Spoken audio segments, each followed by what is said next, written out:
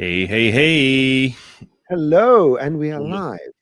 What day is it? It's Wednesday, March the 12th, 2025. Wow. I remember back in the 90s, we used to say, how would the world be in the year 2000? And here we are, quarter of a century after that, and I'm still alive and young and beautiful and hanging out with some of the smartest people on the planet, which switch the screens around so it looks like we're looking at each other. rather than I don't want to talk to you, Rodolfo, today. So, how is everyone? Welcome to Create with Maxon on another beautiful spring. Well, it's rather cold. It's minus 12 Celsius, but it's beautiful outside. I have to tell you, Kind of it's gray really, in Germany anyway. yeah. So, Okay. So, hello. Let's see who's in the chats. We are streaming on 3 channels today: the Maxon Training Team YouTube channel, the Maxon YouTube channel, and the Maxon ZBrush YouTube channel.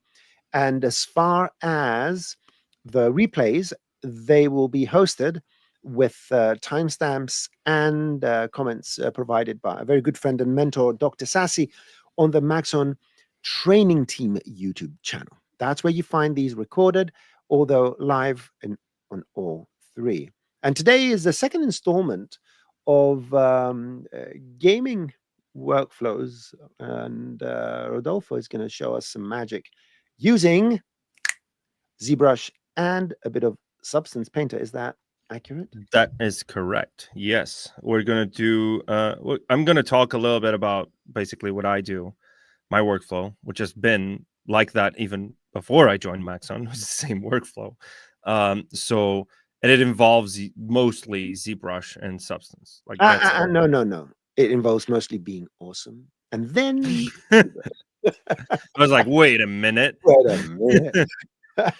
Yeah, awesome stuff. Anyone that didn't see the first episode, that was last week, go catch up on the Maxon Training Team YouTube channel. And yeah, we're going to proceed immediately, and we're going to do the housekeeping towards the end of the show so you can get directly into the essence of things. So, boom. Right. There we go. All righty. Okay, so what I have here is the ZPR that we've showed last week as well, right? We have a bunch of different tools, a little bit of a tease there for next week's stream.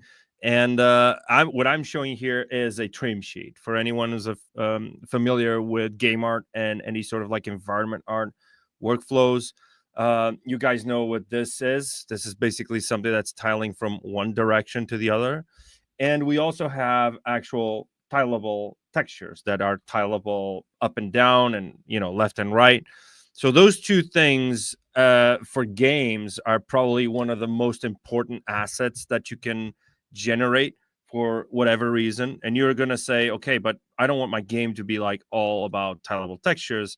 But the idea is to strike a balance between that, right? Like as we talked about last week, we are the way to kill the illusion of this being a modular sort of environment is to have a balance between tileable textures, trim sheets, modular, uniquely modeled pieces, and eventually just tileable assets, right?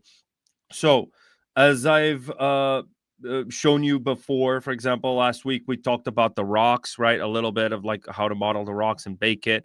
And I'm going to show a little bit of that just in case, because this is related to tileable textures.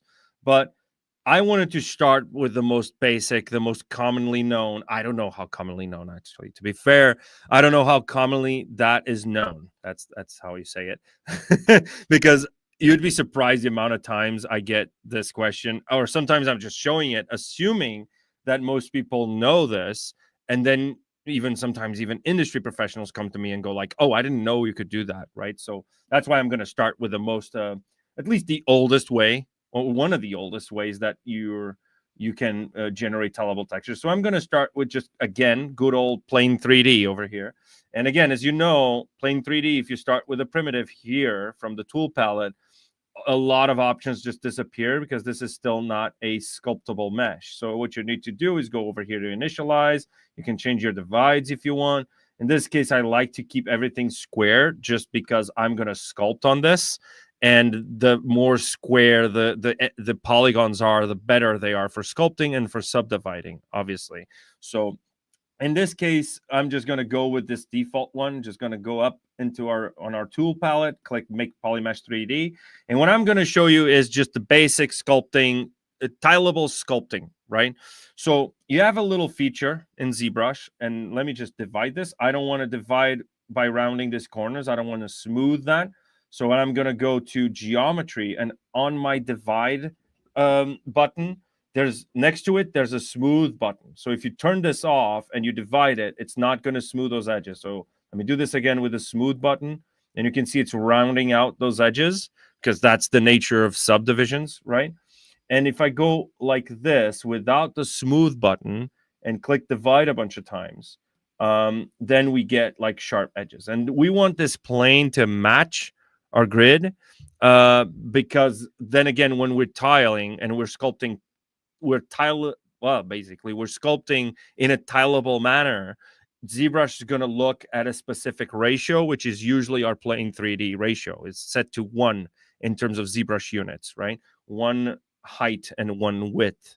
So what we need to do is any brush that you have picked, let's go with this DEM standard because that's a little bit more obvious, like when you're sculpting. So the Damien standard brush is basically doing this, right? So the problem when you're doing this is that if you start to go overboard, it's not going to tile properly, and you might want to, maybe you're tempted to just duplicate this model. I've seen a lot of people do this, and then just move it and turn off solo mode and just move it and try to match perfectly. Maybe you could even move it perfectly by holding shift and then just move it by 2 units precisely, and you can see it matches perfectly. It matches perfectly because that plane, in essence, has a 1 unit scale. That's the default for this plane 3D.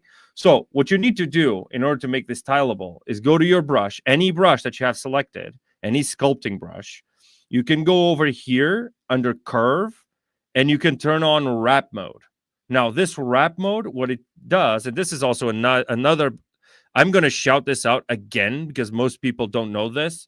If you hold control and hover over anything on the ZBrush UI, any button, it's going to pop up an explanation of what it's doing. So if you're anytime you're in doubt of what this thing does, or if it does what you want it to do, just hold control. And now you know what this is going to do and what every wrap mode will be doing. Like if you're turning it to 1 or 2 or 3 or 4, sometimes these are just modes. In case of the wrap mode, it's just how many times is it tiling. So if I turn wrap mode on this brush and now I start sculpting, you can see, oh, well, it's not turning on. Let me go back. Yeah. So yeah, I was holding control. So if you hold control, you're actually turning wrap mode for the mask button. Be careful with that because you might want tiling mode for mask. So if I'm doing a mask, you can see like it's tiling, right? It's sculpting on both sides. So I don't want that for the masking brush. I want this for the Damien standard. So I'm going to go wrap mode on the Damien standard. And now if I do this, this is what's going to start to happen. So now I'm making sure that this is tileable. Now, a problem that sometimes people face with this, and that's why a lot of people go, oh, but if you use wrap mode, you have to change your document and all of that to make it a square document so then you can grab. Well, yes, but also no. I've seen a lot of people also duplicating objects and just having a duplicate plane so they can frame that document onto that plane so it doesn't like distort. You can see there's a little bit of distortion if I turn on and off perspective. This perspective is off. You can see there's a little bit of distortion if I sculpt near the edge. And if I start sculpting really hard, you can see like the actual edge is going to go a little crazy. Now, it's not going to match perfectly to that because this is just the brush affecting the actual mesh, right? So what you need to do is actually make sure that there's another surface next to it that holds your brush, because again, the brush is a 3D brush. If you go to the side, it's gonna tilt a little bit to the side, right? The brush is going around the surface, so it's actually gonna look at that border. You see, like brush tilting slightly over there. Let me see if I can zoom it in.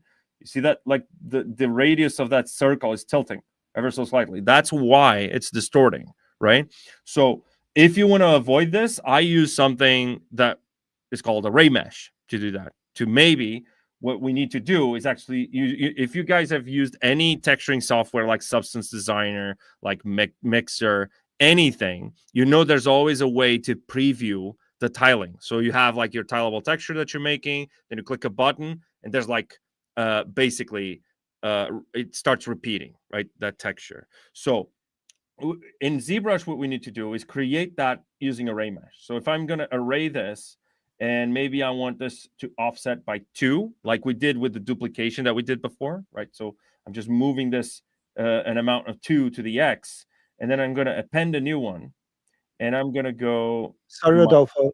Yeah. Sorry for interrupting. So we're getting some comments that it's laggy. And before we move, just hold on to that thought to talk about the tiling. I'd like to, because we have 3 channels here, can everyone confirm, just to make sure, from every channel, Sharon or Dances for Peas or someone from the Maxon Training Team YouTube channel, we're getting complaints from the Maxon YouTube channel, and let's see. All right, so Silver Bagel says there are no lag issues. That means that it's not from our end. Yeah, I would assume. Okay. Because even if one person doesn't have lag, that means it cannot be from us.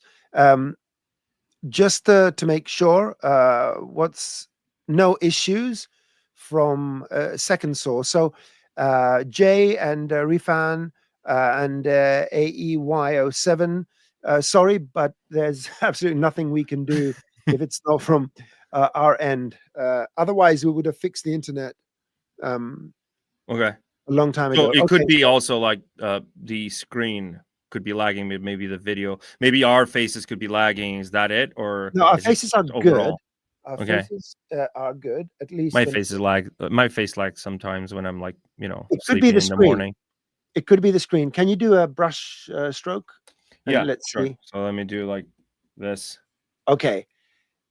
Yeah. Okay. Okay, it's the screen. It's the screen. So it's not the stream, it's the screen. Right. And I wonder why that is. okay.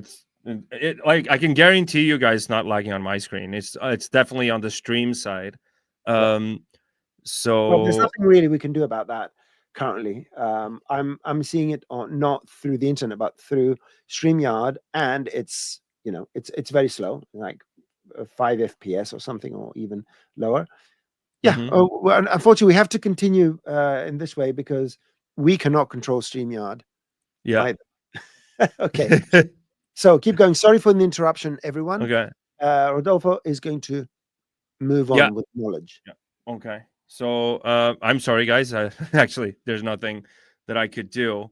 But let me see if I actually if it actually persists. Yeah, it's a bit laggy. That's weird. Okay.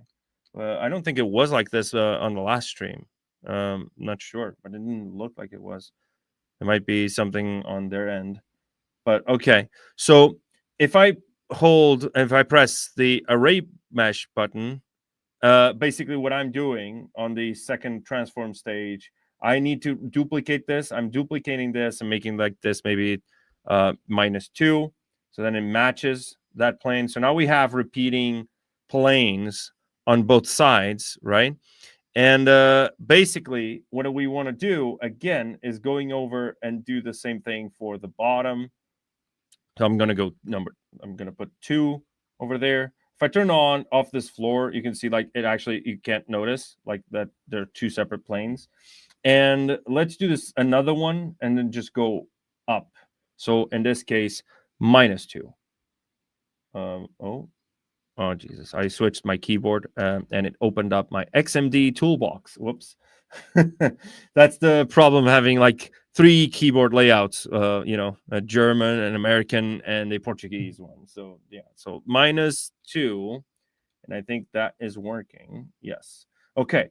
So now that we have all of these assets, so basically we have like instances of that plane, what we can do is we can test this wrap mode just by going over like this, right? Now, the problem with this, as you can see, it's still going to stretch, and it's going to offset those planes based on the stretch, because when it's stretching, when you're stretching this, it's actually changing the bounding box of this model. So that means you need, on your array mesh, you need to lock the size, and you can lock the position as well. So it's going to be locked to that specific size and ratio. So now if I start sculpting, it's not going to change that. So I can sculpt on a tiled plane or just on that single plane. Doesn't really matter. Usually I just have ArrayMesh opened just for the sake of, you know, like having a preview of what it's going to look like.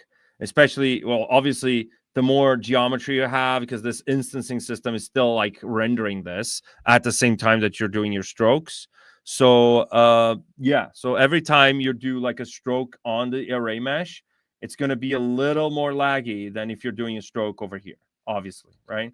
But at least you can preview the tiling, and you can use this just to sculpt on the edges, like over there. When you're sculpting near the edges, that's it. That's fine. So yeah, again, oh wow, there's still people complaining about the stream being laggy, the screen being laggy. I mean, Yeah, there's really nothing. You're not running anything in the background, are you? No, it's just Substance. It's ZBrush and Substance. There's nothing. Right. Would it be too much to ask you to turn off Substance? Yeah, I'm not sure it's that. Let me see. Because on my screen, it's not laggy. You know what I mean? It's just on the stream. Like yeah, but on mine, it's. Yeah, because they communicate through the internet. As so you got they rid. Do? You turned. Yeah, I turned off. I turned off Substance. It's still laggy. No, from what I see. Yeah, I think it's a StreamYard. It's a StreamYard issue. It's very possible, and I don't think I have any access to any settings here or something like that. So this is interesting.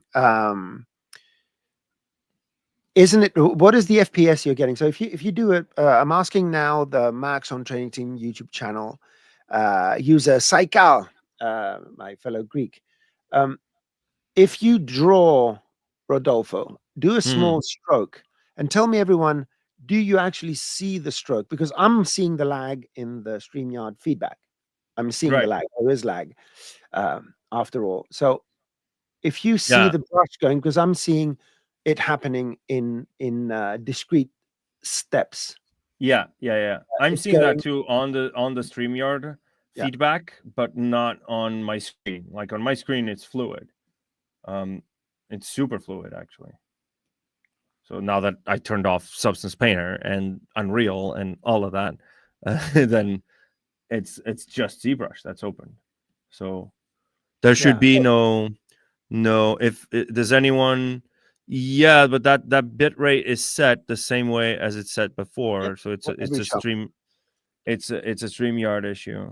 The cursor is skipping. Yeah, everyone is saying the same thing. I mean, there's nothing really we can do. It's we can't do anything right now. Yeah. Okay. Well, I can carry on, and let's at least cover all the topics. You guys can ask any questions, and I can show you. I can do it in slow motion, so then we can go like maybe do a little stepping like a robot or whatever, and then maybe just maybe you put it at 2x and you can see it, right? Turning it off and on again, right? Exactly. That's the proper IT response, right? All right, let's quickly do it. I'm just I'm removing your screen, and let me remove it. Close ZBrush. Okay, let me just close ZBrush. This is I mean, guys, we can go a little further than 1 hour and a half. It's fine by me. It's just if this is delaying the whole thing. So let me go over and open ZBrush again. Okay. Oh, did you remove it? You didn't remove your screen from StreamYard. That was okay. So it doesn't. Yeah, there you go, and just add it again.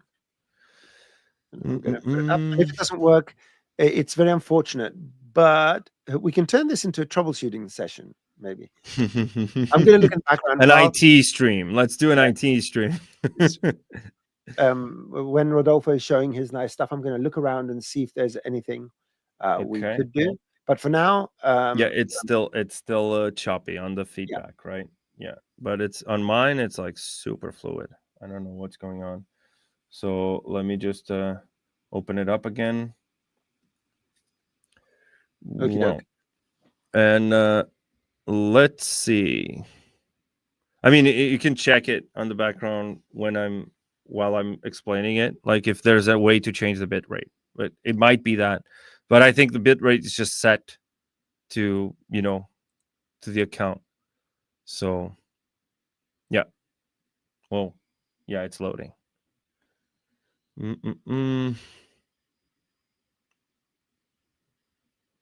Playing with the second polygroup in a square center with wrap to can also work. Yeah, exactly. So let me post this. Yeah, so playing with the second polygroup in a square center with wrap 2 can also work, and simple select to show and hide polygroups. I use this one, but the array. Yeah, it's the same idea, right? As long as you have something that is next to your actual plane that you're sculpting on, then it works. You can also just duplicate the plane. Yeah, I used to do that, but then I was like, okay, sometimes I don't want to have that much geometry. I just want to preview it, right? And so for that, I would use ArrayMesh because I can turn it on and off, right? Like an IT technician or something. So if I go, let me just do this again real quick. So I'm gonna go to geometry, turn this off, go to up to like 1,000,000, and then if I go to ArrayMesh, again, ArrayMesh, lock position, lock size, and now I'm gonna set this to 2, append new. I set this to -2. No, actually not -2 because I locked position, so it's going to be -8. There we go. And now add append a new, and this is going to be 2. No, actually, it's going to be 4 again because I locked position. And then append a new one, and it's going to be -8. There we go. Right. So in this case, we have the same thing over here, and we have that is a rendering artifact. But okay, so now if I have any brush, again, it could be the standard, it could be the clay buildup brush. So if you're sculpting, let's say, rocks or like a rocky wall pattern or something, like I have right here, this would be something that you would use, right? So you'd be doing something like using the clay buildup brush, so BCB for clay buildup, and then go into brush and turning on your WrapMode. So what I usually do is I put that button when I customize my UI, I put that button over there or next to my brushes. So I have the ability to switch it on and off depending on what I'm doing. If I'm doing tileable textures, if I'm doing a prop, whatever, that's just my idea as an environment artist. That would be what I would do all the time. So with a clay buildup brush, we could go and start doing stuff like this and then starting to sculpt. And I'm like, okay, maybe on the center, I don't need to have the ArrayMesh turned on. I set a hotkey for ArrayMesh. So I could be like doing this, and then I'm going to turn it on again and do that. Okay, those edges. Yeah. Sorry for interruption. I'm trying to follow through, and I can't even see where the mouse is, unfortunately, with this lag, because it jumps from place to place. I can't see the trajectory of the mouse. Okay. So what I would like to suggest is I do the housekeeping. We're sort of not past the middle yet. I'm going to do the housekeeping. If you may, can you restart your computer? Okay. That's the last thing to do. Which browser are you using? I'm using Chrome. Okay, that's the one that's suggested. So let's just make sure that nothing else is running in Chrome. And if you can restart. No, it's only this tab. Yeah. Okay. Okay. All so right. I'm going to save this, though, because I don't want to do that again. Okay. Stream. I just save that. And I'm sorry, everyone. So that is going to be what's going to happen. I'll be right back then. Okay, let's do some housekeeping. See you in a bit. So, hello, everyone. So let me go. Let me copy a link over here. Maybe even restart your computer, Rodolfo. That wouldn't be a bad idea. So I'm pasting a link for you that will take you to this page over here that has all the useful links. You can go to the events page where you can see what's coming up with videos and events and so forth, including NAB, which I'm attending this year. So if you come to Las Vegas in April, please come and say hello at the Maxon booth and follow me on Twitter, or what else is it called? X, Twixer. This is my handle. And I posted a link where you can get a Maxon code for attending the show. Okay, you can go to University, which is, for anyone who doesn't know, our repository of tutorials. And I always make sure that mine are the ones that you can see first here. Who's this guy? Oh, Blake Rizzo. So go and check out the tutorials if you're interested in nodes and stuff like that for Cinema 4D. You will find a plethora. I think we're up to 21 tutorials right now. Always go to the Maxon Training Team YouTube channel to check out content and quick tips and shows, live shows, creating Maxon and all sorts of other fun stuff. The Maxon YouTube channel that has even more content with presentations and whatnot. Maxon ZBrush YouTube channel, which has all the people I envy because they're great artists and artisans at the same time, and they make all these amazing things. Of course, University, and do not forget to go to the calendar to see what shows are running for ZBrush exclusively. So let me quickly copy and paste this in the comments. Quickly. And of course, as my very good friend Sharon says, Maxon trainers are the heroes. And some of them wear capes. And just go to ZBrush Central. If, you know, I do it when I'm too happy, just to get some perspective on how bad I am at art. I'm not an artist. And I look at these things and I say, you know, I'm missing only one thing, and that is patience, besides talent and knowledge of ZBrush and knowledge of human anatomy and many other things. In any case, just go to the link I posted up there and you get access to all these, plus a little dedicated page where a forum where you can ask your questions for the Ask the Trainer session every first and third Thursday of the month. Excellent. We still don't have Rodolfo, so I'm just going to show my face here. I would love to show you something in ZBrush, but I'm not there yet. Let's see if there are any questions I can... Sure, that's exactly. We're going to have a chat in Vegas about this. Yeah, I think that Hashi and Seth, you need to catch anyone that didn't. I think it was VFX and Chill, where Hashi and Seth were trying to do something with ZBrush, and it was yeah, it was funny. It was really funny. Okay, let's see if we have any other comments here. Is this Paul? No? Yes? Let's see. I'm going to see in the comments. Anything else? I need to show this. We are the heroes. Uh-oh. We've totally lost. All right. Maybe I should bring up some Cinema 4D. Oh, not Paul.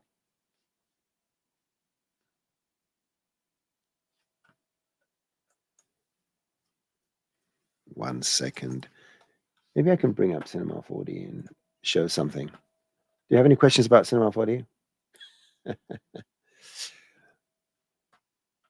Any questions on Cinema 4D? Let's see. Yeah, it's a bit of a... Oh.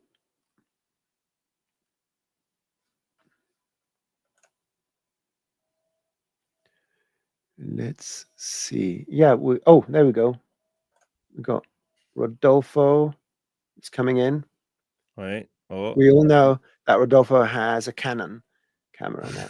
Yeah, that's public. Right, which is also not working properly. So let me do that and this instead, so we can fix this for now. This is like the interim solution. So I basically turned it off and on again. That was it. That was the IT response. The IT response. Thank you, Demisart, for that. That was very good advice, and Rodolfo followed it. We not only we train people, but we learn as well. Yeah.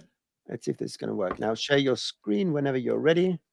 Yeah, let me see. So what is Cinema 4D and what does it do? I'm responding to questions since we're here. What is Cinema 4D?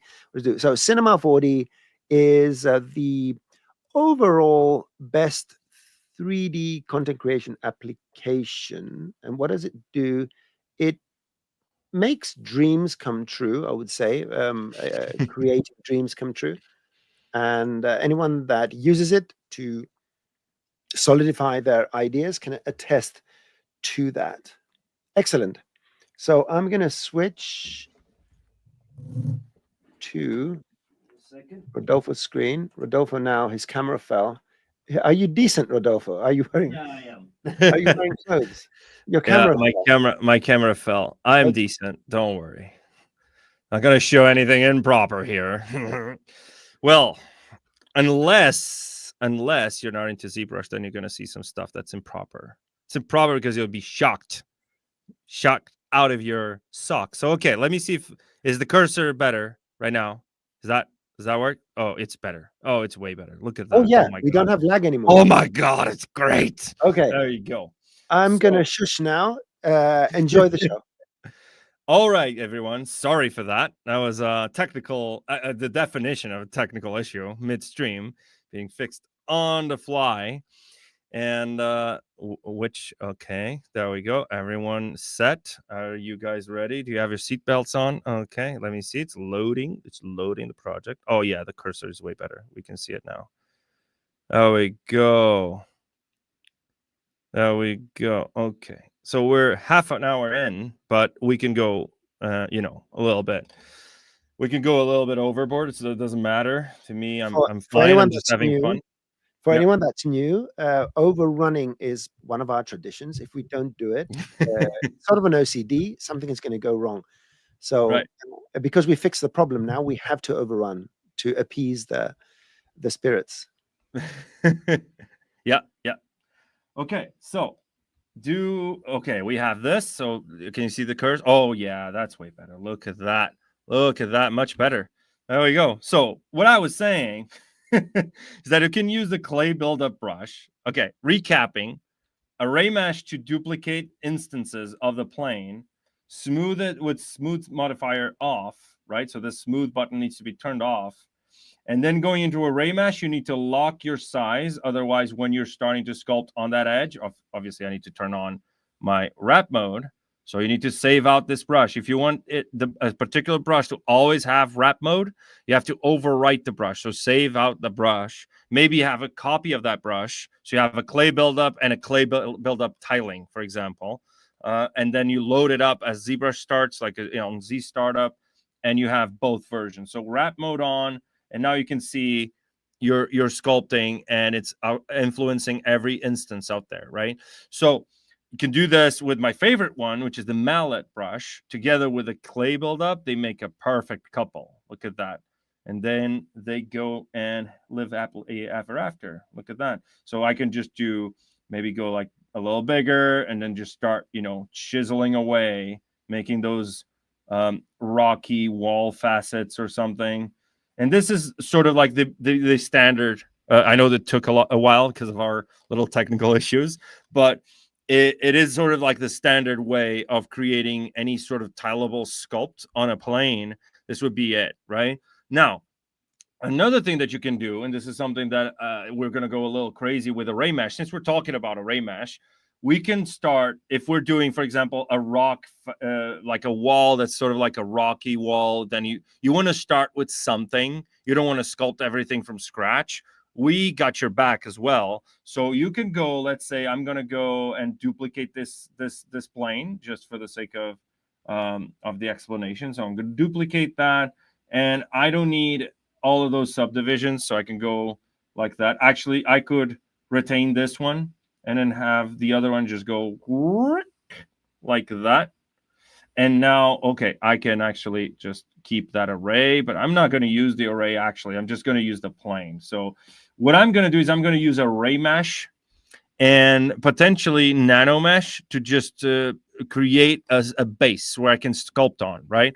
So if I go down, like I don't want this to be like a crazy high polyplane. I don't need to do that. So what I can do is I can use some of the IMM brushes that we have here on our LightBox. So we have an IMM, an insert brush, that is the IMM bricks over here, or the clod, right? So we can use one of those for rocks, I mean, particularly for rocks. Obviously, if you're doing hard surface, that could also work. You have a bunch of different IMM hard surface brushes that are by default already loaded in your brush palette. But we're going to use this as an example. So IMM bricks has 40 bricks that you can pick from. And obviously, since this is an IMM, that means you can go here. Let me just dock this brush palette, which is already there, but you can just dock it by pressing and holding this little white icon over there and just dragging it wherever you want on one of these side planes. And then you just go down, and under modifiers, you have a little bit of an option here to create some randomness to that. So the idea is that you have this multi-selector, which it tells ZBrush, and you can see, to cycle through the meshes whenever a specific mesh is selected. So I have this brick over here. Let's say I've selected this brick. So if I drag it out on the surface, I'm dragging this out, right? And it's always dragging the same brick, right, around the mesh. Also, another thing that I can do, if I want this brick to clip through the plane, because maybe I'll use the plane as sort of like maybe plaster or concrete or something on the back, I could actually go over here on our brush palette. Again, the brush palette is where you control everything related to the brush, right? And we can change this depth. Now, this depth is particular to each mesh in the IMM. So if I change to another brick, you can see it's changing the depth. And this is basically, you have to think of this as sort of like a cross section of the surface where you're sculpting. So that little black line is the surface of the mesh where you're tapping. So now it's sitting more like in the middle, and you can see it's clipping through. It's where that mesh will spawn. So I see a question already, like, because I'm looking over there, so just to check if the stream is actually lagging or not now. No, and I see I've got everything under control. Yeah. If you want to stop for a question, yeah, that is an important one, because if someone doesn't really understand what an IMM is, that is sort of like the prerequisite in a sense to understand this. So an IMM is an insert multi-mesh brush, so an insert mesh brush. And you can create IMMs. We can go through that as well. An IMM is basically a mesh, a brush that has a collection of meshes, and then you can just drag them onto the surface. You can change your stroke type now. I think this was added in 2024, if I'm not mistaken, 2023 point something. So you can have now color spray, which means you can start spraying meshes like that, and obviously your poly count is going to go crazy high depending on how much polygons each one of these meshes has. Now, you can also do, let's say, like, for example, the drag stamp, which means it's going to look at your brush size. So the bigger your draw size, the bigger that brush, and then you're dragging the intensity, basically. So if you drag then your tablet without letting go, you're just telling it how thick you want that mesh to be, right? So this could be useful for something, I don't know, like maybe like bolts or anything that you want, maybe like a thinner bolt, a thicker bolt, whatever it is, right? So this is what an IMM is in simple terms, right?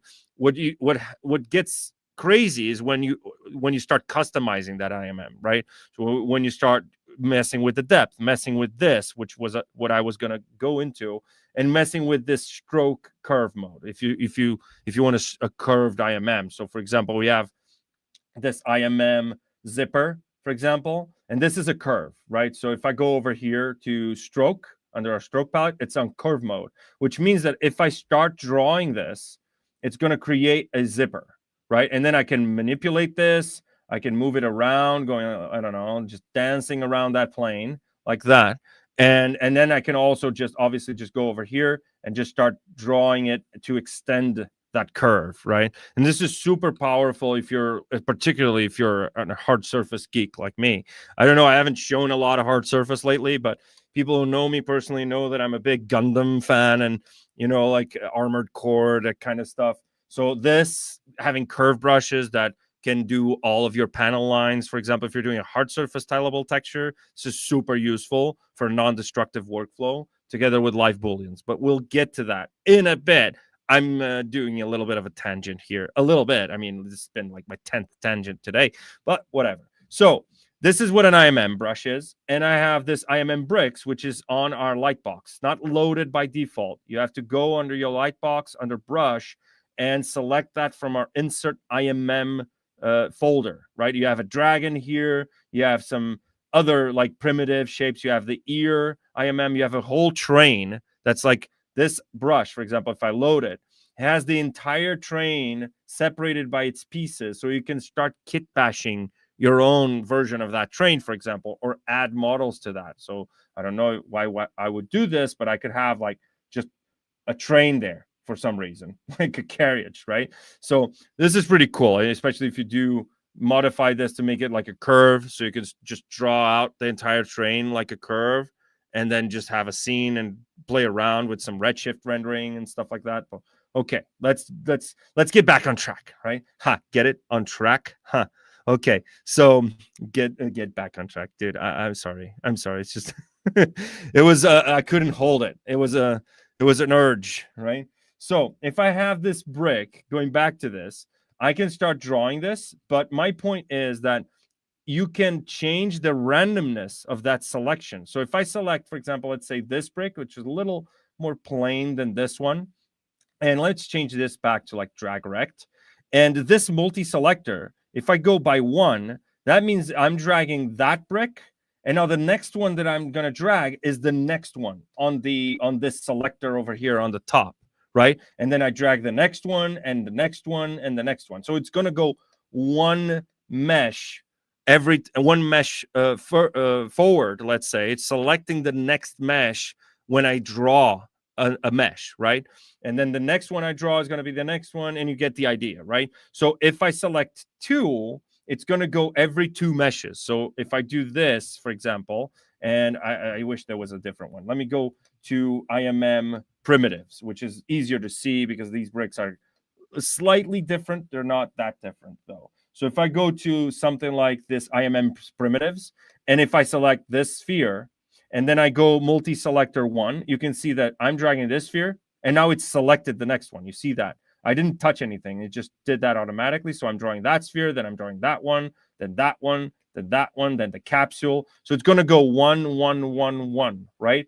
If I go and select two, it's going to go that cube, then the capsule, then the tetrasphere. So it's going to go backwards, actually. This is not, the variations is what's going to control that.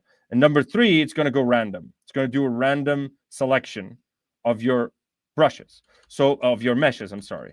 So if you want to do that with a brick and just start spawning bricks randomly, and you have a collection of bricks maybe that you sculpted, then you have that ability, right? So now that we have that, we also have the ability, this is just the selector. We can select it over here, but I just use this top thing over there. And obviously then the multi-mesh variations. So again, if you look at this, it's just how many variations do you want? Maybe 4. And then you want to tell it, okay, you want to cycle forward or backward or random, again, like the multi-mesh selector. So if I do cycle forward, it's going to go and pick the 5 next meshes and randomize those. So if I select this one, and then I go, okay, I want 5 variations, and I want this forward, I can go like this, and then it's going to go random forward always, right? So this is useful if you're just doing it by hand. But my point is, which is what I wanted to do, and this is how I use something like an IMM brick brush to do tileable textures, like a start on the tileable textures, to get a good start so that I could just sculpt. What I do is I turn this into a NanoMesh. Now we're covering NanoMesh brush. So if I start and click, I have to have that brush selected, obviously, and then I can change the depth, whatever. But if I go over here and click Create NanoMesh, you can see it turn this brush into a ZModeler brush. That means it's going to look at the faces, the edges, and the points, and we have this kind of ability, right? We have the ability to change the actions. We don't want to change anything because what it's doing is basically creating a ZModeler brush and then adding this to the mesh selector and then changing those settings to just insert NanoMesh. So what I want to do is, after I create the NanoMesh, I'm going to hover over a face, hold spacebar, and instead of telling it just do this to a single poly. I'm going to do it to all polys.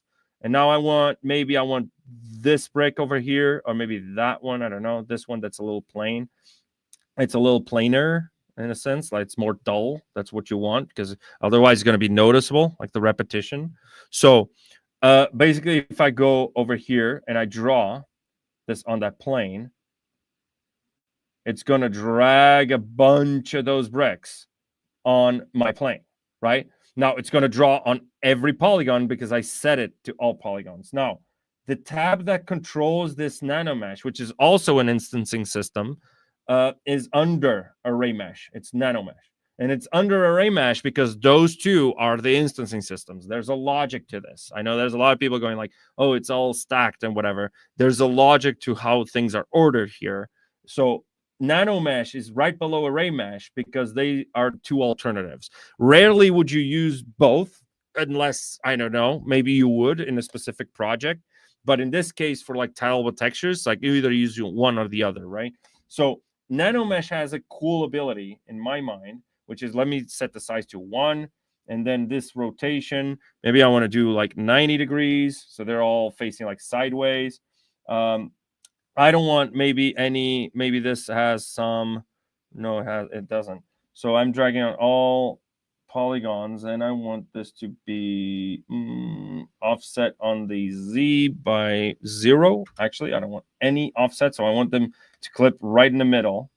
And obviously, this is a lot of polygons. Maybe I don't want that many polygons. I already have the brush, so I'm just going to create, or actually, I could insert another plane. Or actually, yeah, I want to create another tool, another plane, because I'm going to use that initialize, plane 3D.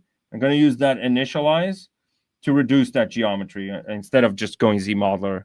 I could just go on my ZModeler and just, yeah, okay, I know. I will just shut up about it. There we go. He heard me. ZBrush heard me. So I'm going to just turn my clay buildup brushes for a second. So I'm going to go 30, maybe not 30, maybe like 20. Or maybe even less, maybe like 16, and then 16. And now I'm going to make PolyMesh 3D. I'm going to bring that over to that other tool. Otherwise, it's going to start getting a little crazy. So I'm going to go, or actually I could do this over here. I have the brush. So if I go to that NanoMesh brush, and then I insert on all polygons, you can see like they're straight, right? And now that I have that, under NanoMesh, I have controls over how do these meshes spawn on each of those placement polygons. So it's dependent on the polygons. These meshes still don't exist. You can see my active points do not change. Well, when I was doing an IMM and just dragging the object, it was ramping up that poly count because it was actually making real geometry that I could sculpt on. I still can't sculpt on this. I'm just setting the instancing system. So what I want to do is I want to make the size of this to 1, and then maybe I want to have some Z offset, which is like basically moving this in like that way, right, on the Z axis. I want to have some variation. So if I start making a little bit of variation, maybe I want to push this down a little bit, and then adding some variation. You can see what's starting to happen right there, right? So it's starting to give us a little bit of that offset. And now maybe I want some rotation as well, like on the x-axis. I can rotate it a little bit and then add some of that rotation as well. So you have to imagine that on that background, there might be some plaster or something, right? So if you're building like a stone wall or a brick wall, this would be something that I would start with, right? So I can go, maybe I want to increase that size maybe a little bit. Maybe I want to change that Y rotation just a tad, because this could be crazy. You can get a little crazy. So I'm going to do that, and then maybe do a little bit of variation as well.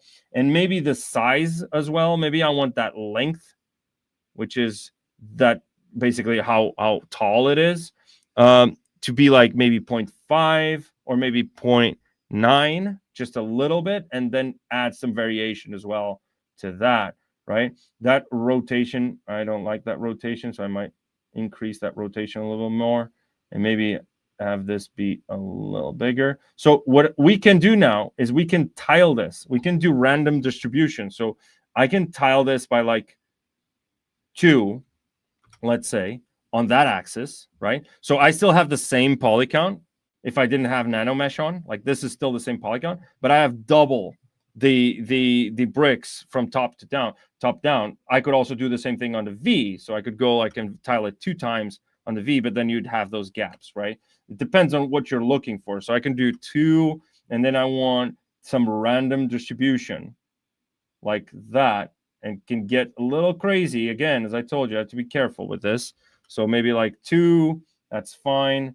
So I want to rotate a little bit more variation to that, please, and a little bit bigger. So now we're starting to have like a more organic kind of like stone wall, right? And if you don't want, maybe you want to change to a different brick, don't just add another NanoMesh instance, because again, this is dependent on polygroups. So if I turn off my NanoMesh and I have this, I can still do another brick and go over here and do a single poly. And now that single poly is going to have a different brick, right? But what I could do is I could go over here and copy this and still have the same, and still have the same setting on the mesh for all polygons, change the type of brick I want, drag it over again, and then just paste that NanoMesh. And then I can experiment with different types of bricks. Maybe I want to try maybe this one, and then just drag it over and paste. This doesn't work as well, so I might just go for, again, a more simple kind of brick, and then just paste that. And you can see like how many versions of that wall you can just create with just 40 different bricks, basically, right? So you can go and do crazy stuff with this. You can paint a section, do a different brick for that section, and etc., right? And then after you do this, what you need to do to make these sculptable, to make these actual geometry, what you need to do is actually go under inventory and then click one to mesh. So that one to mesh is going to make it sculptable. So now you can see like we have 30 million polygons already. And if we just want to sculpt on top of this, we don't need to preserve every single mesh. It could be like you could just weld all of these together, maybe use DynaMesh or something. So you can see it's a different poly group. So I can Control-Shift-Tap that. It's going to hide everything else. So it's going to hide that plane that we had. I'm going to invert this actually. And then I'm going to go under Subtool, under Split, and just split whatever's hidden, right? And now that I have this plane, because I'm going to use this plane, right? Again, memory issues here. If we're going to use this plane anyway for like surface noise, right? To have like a plaster underneath it. So turning off solo mode, going to this, like the bricks, and then I want to DynaMesh it, but I want to retain like that resolution. So I'm going to drag that resolution slider, and it's going to turn into a picker. And I can pick, I want this to be preserved. So it's going to preserve that detail, but it's still going to reduce the geometry because it's going to weld a bunch of these bricks that are like hidden. So if I DynaMesh this now, it's going to take a while. It's going to close holes if there's any holes. And am I lagging a little bit? Maybe. Okay, there we go. So it's DynaMeshed. It's blurred out a little bit, but it's fine if this is just your starting point. And again, maybe you don't want this because, again, it's still not tileable. So let me just undo that real quick. And what I need to do before anything else is just, I'm going to grab these, right? And actually, I don't want solo mode because I want to be able to see that. I'm going to turn on transparency and ghost. And what I need to see is I want to duplicate those bricks to the other side because I want to make sure that those are tileable, right? So I'm going to go Control-Shift-A to expand to the mesh, basically, and then invert that. And I'm going to delete that. I'm going to delete hidden. Geometry, modify topology, delete hidden. And now what I want to do is I want to grab these, Control-Shift-A, mask them. I can even make them their own poly group, right? Mask them, then invert. And now those, I'm going to duplicate them over. So with my gizmo still in the center, hold Control and drag that. And now make sure you're dragging to 2 units, right? So you're moving them 2 units. Again, we mentioned before, it's the standard scale of the plane 3D, right? So if we hold Shift as well, we can snap to even values, to whole values, actually. And make sure it's on 2. There we go. So that is going to be tileable now. So now what we need to do is actually make that part not look that awful, right? So we can just duplicate stuff around. But again, the idea behind this is that you can be a little bit more creative with the way you can create, like very quickly, just create different brick patterns. And then again, as you have this, let's DynaMesh it again, just drag that resolution over there, DynaMesh it. And then we can also use our IMM to just spawn a few different bricks over here so it's not as noticeable, and re-DynaMesh that. So now we have 5 million polygons, which is more than sculptable, right? And we can go again with our mallet fast brush and with WrapMode, again, because this is still looking at both sides. With WrapMode, we can make sure that if I'm sculpting on the brick that is going to be tileable like that, you can see it's sculpting on both sides. So I can sculpt on that brick over there, and you can see it's sculpting over there. So let me be more obvious. You can see, like, I'm tapping this, it's tapping over there, right? So that is what's going to happen. So this is a way that you can create tileable textures very quickly. And again, I can still do a little bit of that surface noise. I can play around with this curve, do a little bit of noise like that. And then if I have that noise, I can go over here, smooth it out, divide it to maybe until we get like over like to 1 million. And then I can just start clay build up, turn on transparency with ghost mode, and go like, okay, I want to start having parts of those bricks filled out with a little bit of that. And I haven't applied the surface noise yet, but you can see what's going on over here. Again, this needs WrapMode because then you need to make sure it's tiling from one side to the other. So you can go like that. You can go like this, maybe fill that out over there, maybe smooth it out a little bit just to make sure. Then you have like a little bit of a bit of laster like showing through. Maybe on this section we can fix it by just pushing those verts up and then adding a few rocks here and there, but not much. So then we can do stuff like this. Again, we can add our ArrayMesh as well. So if I turn off that that surface noise, you can see what's going on. Also, the standard brush is good for this, WrapMode, and then just start with our ghost mode on. You can go like follow the direction of some of these bricks and then just make sure that it's clipping through. And if it's clipping through, it's going to show with our surface noise, right? So yeah, this is method number 2 of doing like very fast tileable textures, very iterative tileable textures. This is very important. If you're in the games industry, you know that you're going to change stuff all the time. Like your art directors are going to come in and say, oh, I don't like this brick. This brick is too short or too tall. It's not as organic, or maybe it needs to be straighter. It needs to be like a straighter brick wall. So that's why a lot of people use Substance Designer, for example. It's because that iteration is faster because it's all nodes, right? It's all non-destructive. So obviously Substance Designer is way more flexible, but just for the fact that you can generate different shapes with just a slider.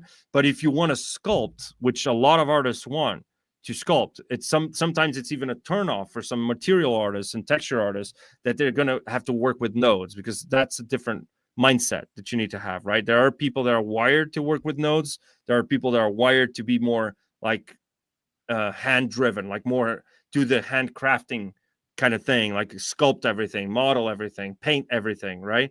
And this is for them, right? It's a non-destructive way that you can still be an artist. You can still be very, very expressive, let's say, with your artwork, and still have the ability to change stuff on the fly. Because I could still, if I have the original plane, which I could duplicate, I could still make a variation of this without destroying, for example, the plaster, which is, look at that, beautiful. So without destroying the plaster, right?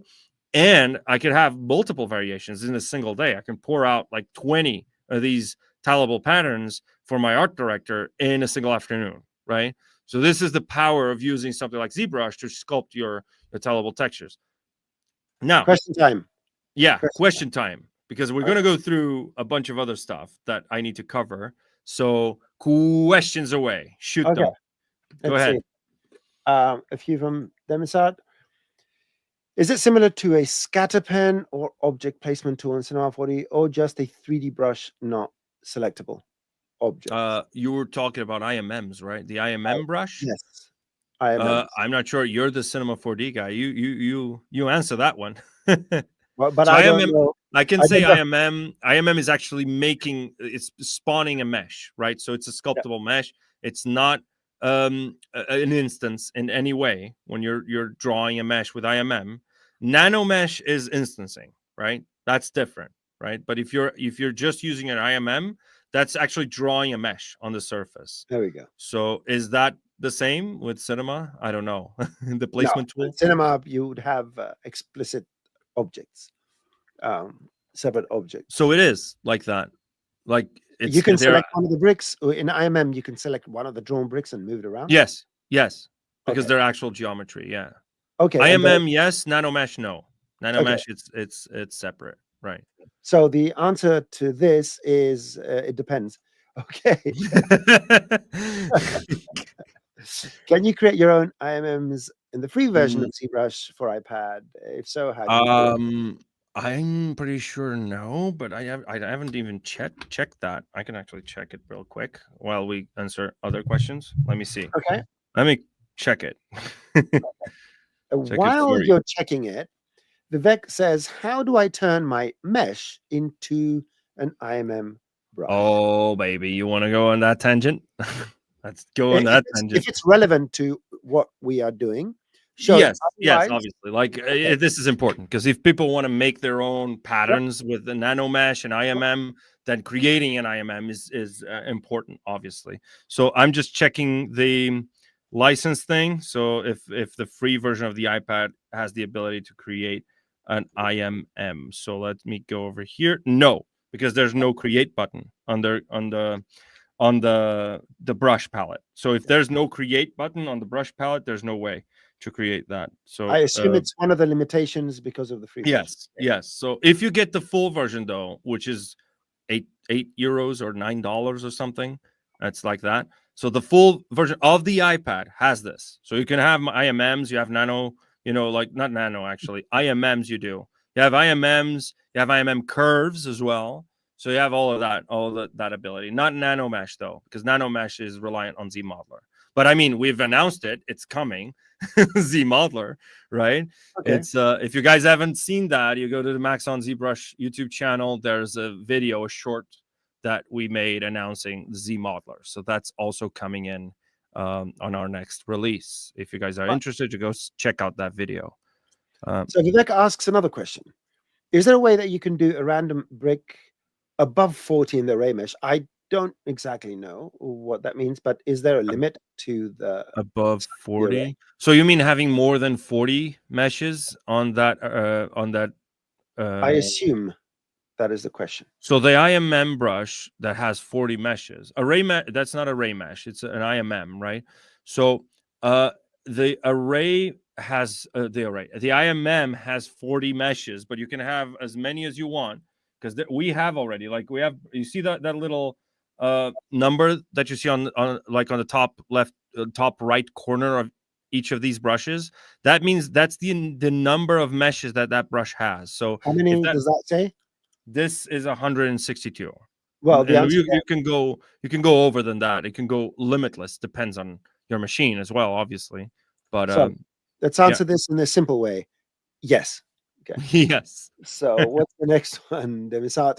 Again, notice that everything else disappears when you draw a single IMM. Is this normal? Can you disable it? What if you need to decide the size in relation to other things you've already drawn? Right. So that is because I think there's a reason for that. So if I do that, for example, on do Sphere 3D, make PolyMesh 3D, you're talking about this, right? Let me just close my iPad over here. Let's go IMM. Let's do body parts, for example. And when you do this, you see that it's not disappearing. That's because it's because you have subdivisions. So if you have subdivisions, number one, it doesn't work.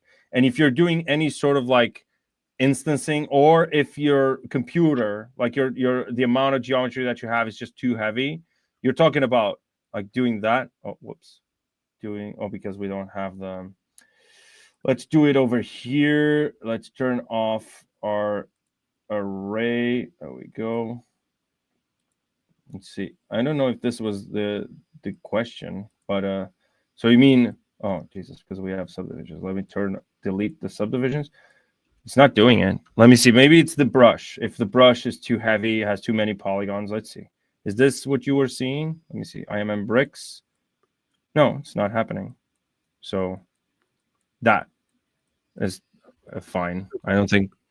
Maybe maybe for some reason at some point you drew one of these IMMs or something like that, and everything else disappeared.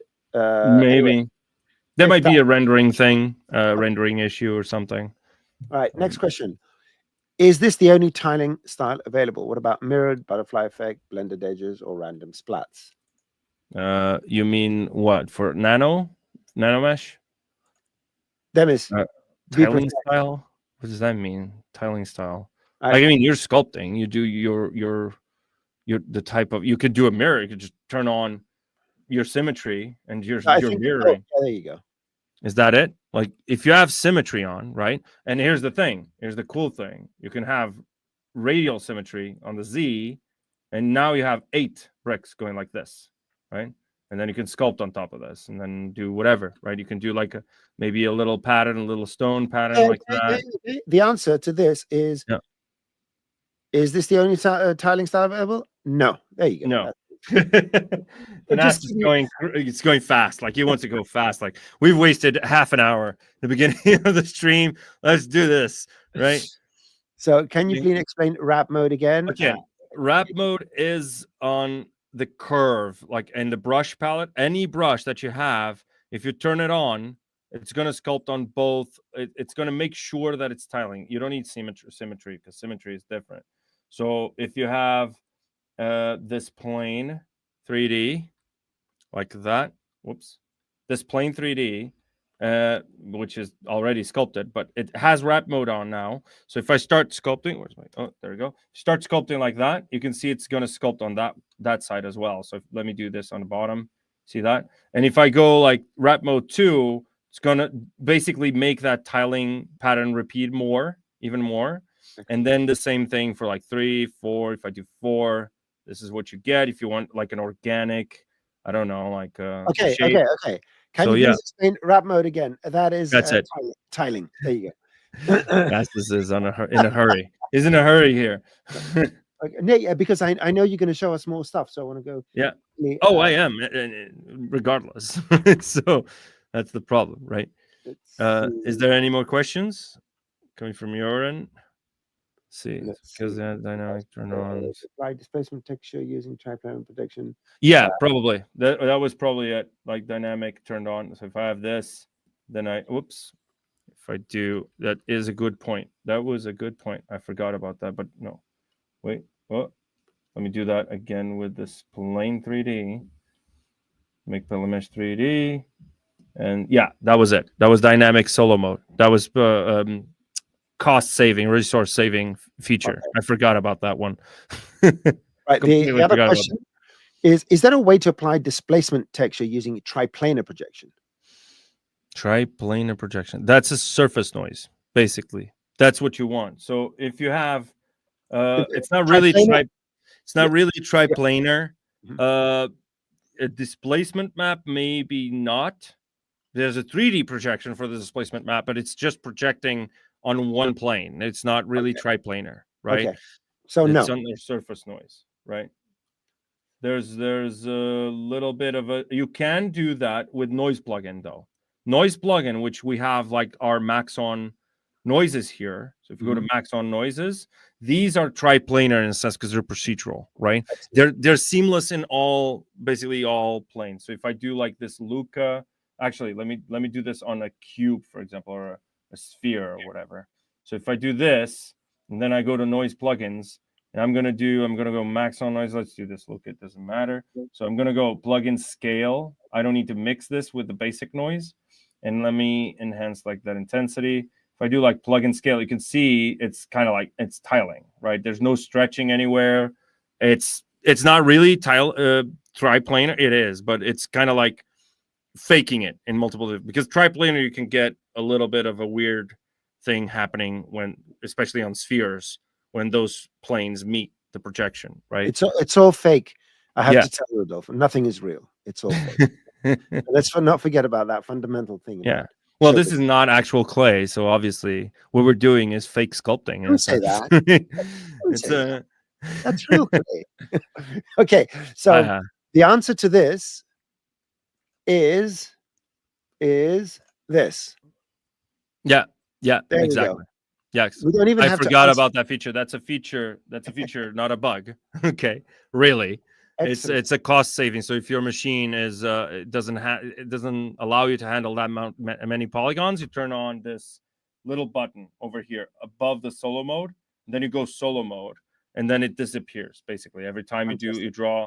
Whoops! If you go on solo mode, and then every time you draw, everything else disappears. That was on. So yeah, fantastic. That's it. So I think it's time for you to continue and me. Yes, indubitably. So if I go over, let's go over. Where was I? Okay, there we go. So you see that? That was okay. That is because it's instanced. It's still not doing it properly. Okay. So if I where was I? Okay, let's go over now trim sheets, right? Because we've been talking about tileable textures and how to make stuff tiled from one side to the other, up and down, right? But for trim sheets, this is something that I know takes a little bit more of planning, right? A little bit more time when you're planning, because you have to plan out like your environment or the clothes of your characters. You could have trims just for clothes, right? Or for props or for whatever it is. You could model and texture anything with trim sheets, right? And you'd be surprised how many games use and abuse trim sheets everywhere. So basically a trim sheet is the same idea, but it's tiling from one side to the other. And then what you need to make sure is that your height matches your textile density, just the height or the width if you're doing it like from up and down, right? So if I look at this trim that I have over here, so I have a trim sheet over here, right? Turn on LiveBoolean because this was made using a LiveBoolean just to preview. What happens is that I am pretty sure that this is going to tile from left to right, right? So, and I know that in this case, my textile density for my game or my environment is set to 10.24, which means that every centimeter is going to have 10 pixels and 24.24, right? So if I have like a prop, let's say, that is like 1 meter tall, that's going to be a 1K map if the flattened version of that model fits on our UVs, right? So for trim sheets, all you need to care about is, okay, how tall is this going to be, right? This is a texture. You have to think of this as a texture, like a square texture. And if this is 4K, in my game, how tall are each one of these little strips over here, right? So I know that this brick section is halfway through the texture. And if this is a 4K image, that means it's 4 meters tall. So that means this brick section is 2 meters tall, right? So every one of these bricks is actually pretty large. It's like half a meter, right? It's like, might be like this tall, right? So it's a big brick.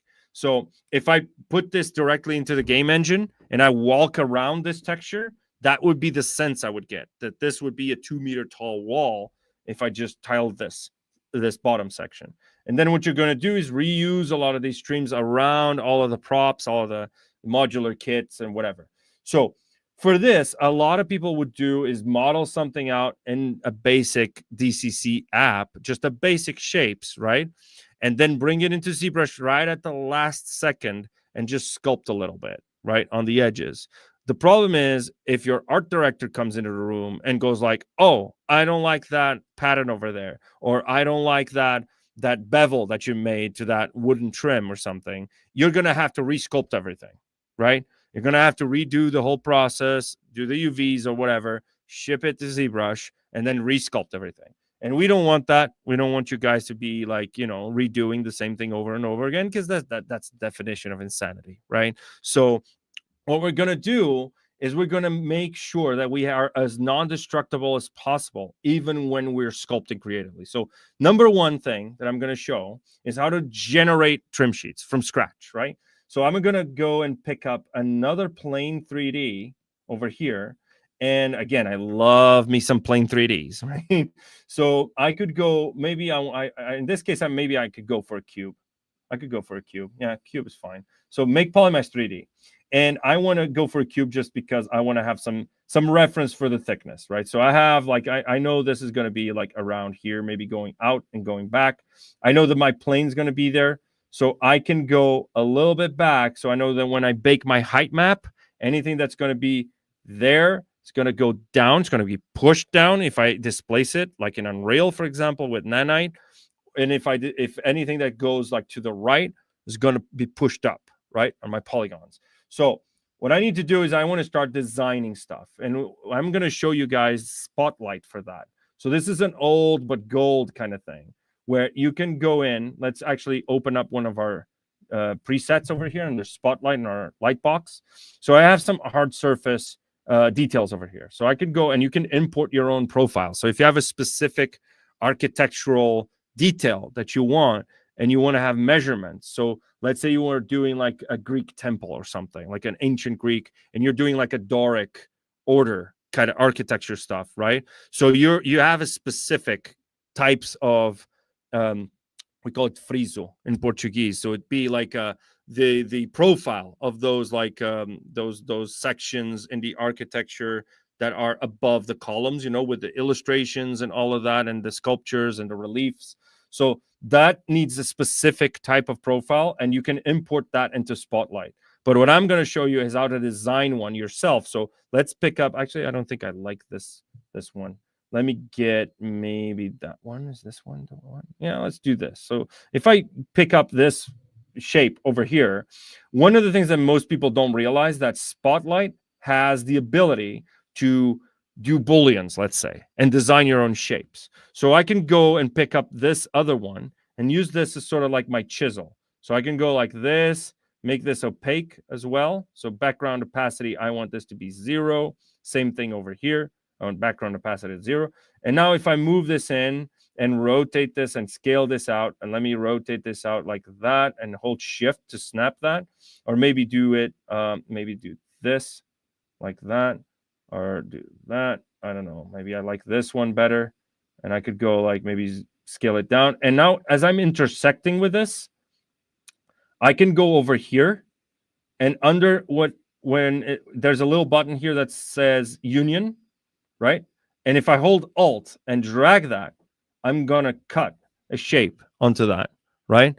Now, do I only cut a shape into that, but this works with any image that you bring into SpotLigh, by the way. So you can bring an image that you have like in your library, you can bring a texture, an alpha, whatever you want, and SpotLigh still reads it. And if it's a gradient, if you have a gradient in an alpha, so let's say I can actually paint. So let's say I want to draw, because I used to be a fine artist, so it's like drawing is more intuitive for me. So if I go over here and click this paint mode, and then I go to my paintbrush, right?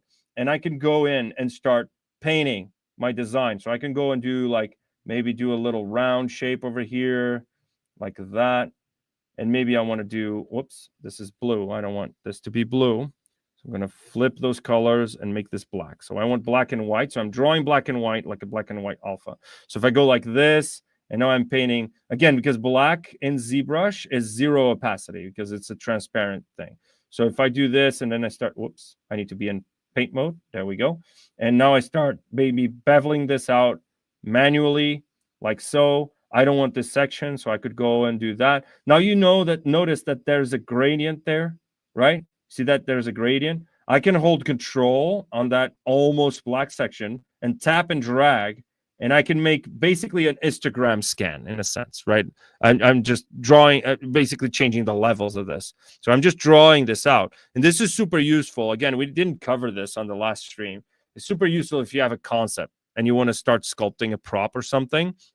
And you bring in the concept into SpotLigh, and then you have background on most of the images that you want, or you take a picture or something of an image that you want to use as reference, but you want to project this, so you don't want the background. Hold control and then tap onto that background and drag. And I can show you if I have an image over here, but for now, this is what's relevant. So now, also, what we can do, you see that we have an extend button over here. So we have an extend sort of like the gizmo extend, like the deformers on our gizmo. So we can extend it up and down. We can go down and make a shape like that, for example. I don't know why you do that. You can mirror this, so you can flip it around by doing, oh, come on. by doing this, this is flip. And if you hold shift, it's mirroring. So if I tap this and then hold shift and tap, now I have a design that's completely different. Remember that shape, how it was? It's a very different design now. So I can go over here now and start like maybe rotating this around. I can maybe do some repetitions. I'm not sure if this will work though. So if I'm going to go here and click Alt that, yeah, it's not going to work. It's going to do the original one. So I'm going to do this and going to start cutting away at that. Maybe I want a different shape like that one and start designing. Now, at the end of this, when you're good with your shape, right, what you want to do is you want to start and project this. Now, again, because we are going to use a lot of projections, what I'm going to do is I'm going to go out of my SpotLigh by pressing Z, go into my draw palette and save a camera angle for this, right? So I'm going to store my camera. Again, I need to have perspective on. Doesn't matter. I can turn it off again. So go draw mode, draw palette, sorry. And under the draw palette, go under your cameras and click store camera. And it could be any name, because what I'm going to do is actually tap a hotkey that I assigned to this, Control 1, to snap back into my view. Control 1 snaps back into that view, right? So again, go to my SpotLigh. Now I'm like, okay, I like this design. I actually don't. It looks horrible, but whatever. If I go here and then just rotate this out and go like, okay, I want this design and I want it to match this section over here. So I'm going to go like that. And now I can hold this snapshot 3D and just drag. The more you drag over, this is kind of like one of those old phones, you know, like that you used to have at your grandma's house. I used to have that as a kid, actually, but whatever. I'm old. I'm getting old. So if I drag this over around, the more you go around this, the more edge loops it's going to create. And let me show you what I mean. So if you go like this, turn off perspective, this is what you're getting. You're getting that profile with edge loops, by the way. There's some edge loops over here. In this case, whoops, there you go. See that? And now you're like, okay, but maybe I don't like that. Maybe I don't like this kind of an angle. You can use, obviously, your clip curve brushes. You could do stuff like this and start clipping away. Maybe have polygroup turned on. So go Control Shift and then press and hold spacebar. Tap that polygroup. And now every clip that you do has a polygroup. So you can polish by groups now and make those edges like super sharp. Like maybe do something like this and maybe do something like that. But what I'm suggesting is keep using SpotLigh, because now you can design your cuts. So let's say I want to do a little bit of an extrude over here, or maybe I want to rotate this. Maybe I want that shape to be like that, right? So I'm going to move this out like over there. And now what I'm going to do is hold, because LiveBoolean is turned on, by the way. If I hold Alt and tap that snapshot 3D, this is what's going to happen. You're going to have a subtractive immediately. It's going to create a subtool that's in subtractive mode, and LiveBoolean's turned on. So you're going to preview that immediately. And if you don't like it, you can move it around, because this is, again, a LiveBoolean. So you can move it around, sculpt on it, do whatever you want, right?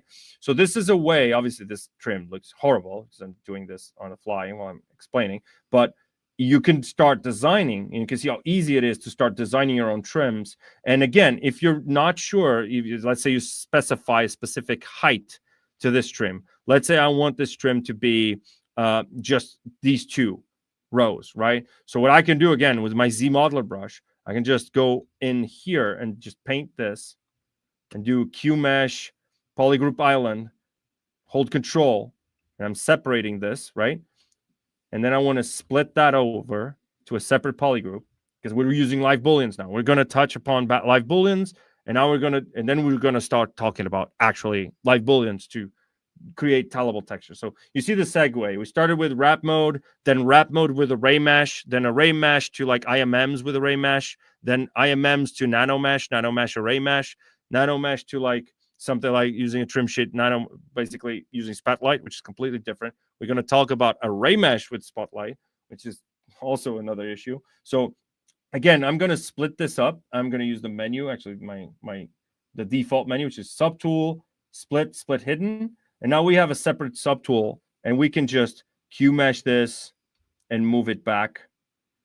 And we're going to make this an intersect. Now, if I have an intersect here, everything that's going to be below it, I'm going to have this, is going to be basically you're only going to preview this to the height of what you want your trim to be, specific height. So if you have a specific height from your lead environment artist or whatever that's telling you, oh, this trim needs to be this tall, like 500 centimeters tall, right? So you might want to do that. And also, again, you can use this gizmo to select two meshes. Let me turn off LiveBoolean. I want these to move, not this though, because I don't want that intersect to move. And then turn on LiveBooleans, and what you have is this. The ability to just move it around. Okay, so this is my trim, right? This is the top trim that I'm making, like that, right? And there we go. Turn this off. You have a little bit of a trim, and you can sculpt on this. And now for SpotLigh, again, let's say I want a pattern. Obviously, we don't have any ornamental patterns over here. You can just get your own. You can sculpt your own. You can paint your own. If you have alphas, like you can use those. So, but let's say we have a pattern. Let's say we have like this pattern. We want to use this image for some reason, right? What we could do is we could go over here and just on our SpotLigh without changing anything, just go over there, go like, okay, I want this one. I like this one, design it, paint it, draw, whatever you want, and just project that. And now as you go over here, you just tile it using ArrayMesh, right? So we just use ArrayMesh like we did before, array, and then go like this. Maybe I want to use array with transpose. So I can go like with my gizmo, press the Y key to turn it into transpose. And then I want to start moving it like that. Whoops. This is oops, a daisy. There we go. Moving it like that, holding shift like this. And now I want to change the repeats. I want to change the amount of repeats like that and move it back. Maybe something like this. And that's a lot of repeats. We don't want as many repeats. Maybe something like this. And just move it back like so. And there we go. And we have this pattern in seconds, right? Instead of like spending all of your time just hand sculpting everything. And obviously you could do this and then sculpt on top of it after you apply your array. So let's say you want to start sculpting a little bit of like rocky detail. Maybe it's chipped away at some points, and some of these are more chipped and more worn than others. Obviously, after you apply the ArrayMesh, you can apply your surface noise. You can start sculpting. You can do all of that, right? So this was SpotLigh. How I use SpotLigh basically for tileable textures and trim sheets. And again, it's all non-destructive. And again, I could have set like another camera for this angle. So now I can go like draw mode and then store another camera. I need to have perspective on. Go to draw mode, store camera, and I'm going to call this camera 1. Just, I don't know, because I'm lazy. And what I can do is I can do like Control 1, Control 1, Control 1, Control 1. And there you go. And you're switching back and forth. So if I'm going like this and I'm like, oh no, I lost like that particular position, I can press Z and then Control 1, again, Control 1, turn off perspective, and it matches perfectly, right? So you can still ideate with this. You can still go over here. And now I want maybe to cut this. I want to go over here and maybe make a little dent over there. Right? So I can go like, okay, I want to subtract this, and now I want to pick this up and maybe mirror this now. So I'm going to shift to that. Actually, let's do the opposite again, like do something like that. And again, we can go and do like an outline. So we could go over here. Where is it? Is it this? Oh, this is the back, front. Where is it? There was a scan thing. Oh, there it is. Edge detect, right? So we could do like an edge detect and then just project that. And now we have a little bit of an edge right over there. So this for hard surface, you can already see like how useful this could be, like for patterns that are like repeating, right?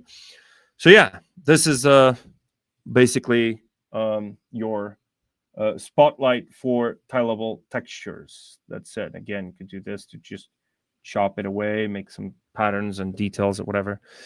Any questions? Exactly. I was just going to do a pause for questions. Question time. So there's an ongoing thing that's getting resolved. There was a question by Delhi Couple. How can we make models sold for 3D printing without losing the details, like when we use DynaMesh? There was a comment by Jern saying, duplicate the subtool, DynaMesh it, and then project the details. No.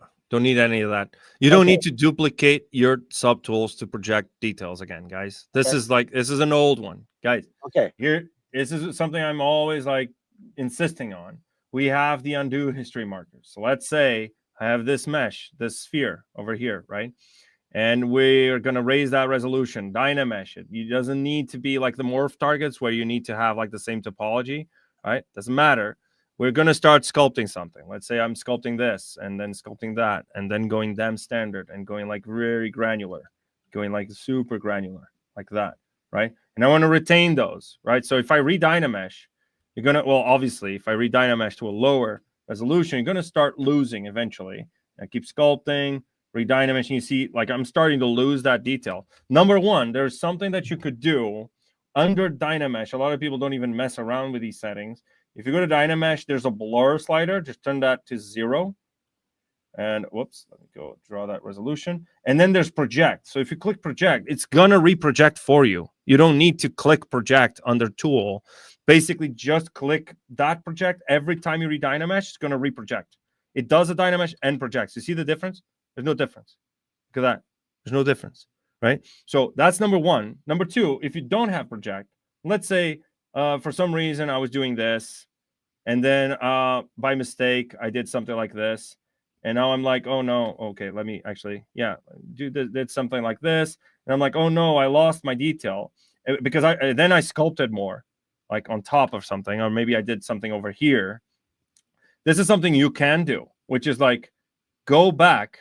When you have that crisp line, control tag that undo history. And now ZBrush remembers the mesh at that state.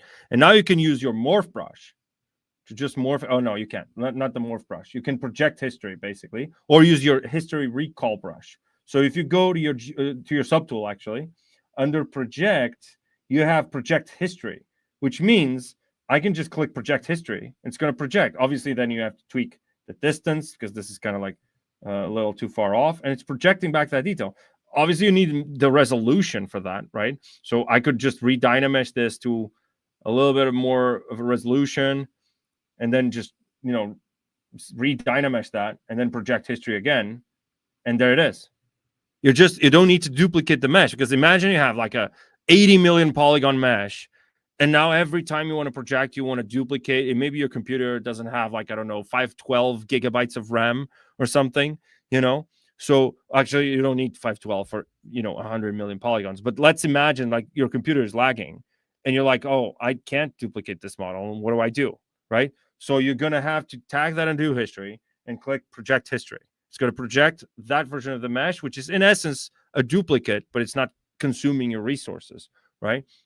So that is how you'd project back detail. Also, let's say you have this. Let me go history recall brush. Let me go back to where we were over there, right? Let's say I don't want to change that part of the sculpt, but I want to reproject that detail, right? So I'm going to re-DynaMesh at a higher resolution because I already messed it up. I already lost a lot of that detail. So I'm going to DynaMesh at a higher resolution. And with my history recall, I'm locally projecting based on my camera. So if I'm doing this, I'm just reprojecting that detail just on that section. See that? How much cleaner it is? Look at that. I'm just reprojecting this state of the mesh, right? So if I do the same thing, but down here, I'm going to reproject the state of the mesh as it was before, right? And this is basically your history projection. Excellent. This is a long answer to a question that seems simple, but I want to clarify that you don't need to duplicate your subtools anymore on ZBrush 2025, right? There you go. Yeah. So when you were doing, I saw that as well, when you were using that stencil thing to cut through and create a very bad interpretation of an ancient Greek. Yeah, that wasn't supposed to be an ancient Greek, by the way. I know, just joking. Just teasing you. I don't want to trigger you, Thanas. Come on. I'm Greek. We invented everything, so we don't care. How does it define the depth of not the prodile, because it was fixed, the profile? Yeah. So when you're, that's why I wanted a cube, right? So if I have, where is that? Okay, there it is. That's why I started with a cube and set the, well, number one, this is going to be our trim sheet, right? Actually, what we want to do, we want to make this a little, go a little bit above. So then when we sculpt with WrapMode, because we have that ability, right? When we sculpt with WrapMode, it needs to have something. Remember, like we had with ArrayMesh, or you do ArrayMesh, but why would you, right? Just make it a little, go above that Boolean, and then you can still preview what it's going to look like. So why I did that is because if we have, for example, so if I do the projection over here from this side, like that, and if I go like and just project this, what it's going to do is going to look at that subtool and make it the same thickness in a sense. So project from there to there. You see that? This is basically what it's doing. It's looking at that for projection. So it's looking at the thing that's closest to the camera and the thing that's furthest away from the camera and doing that as thickness. So if I do this from this angle and do this, actually this is going to look at the subtool, the current subtool that I have selected. So if I do this again, but like here with this subtool selected and do this projection, it's going to go and match that subtool that we have selected. So again, if I just want this to match, for example, this on that, and I do that same just snapshot 3D, it's going to look at that thickness. See that? How it matches that thickness?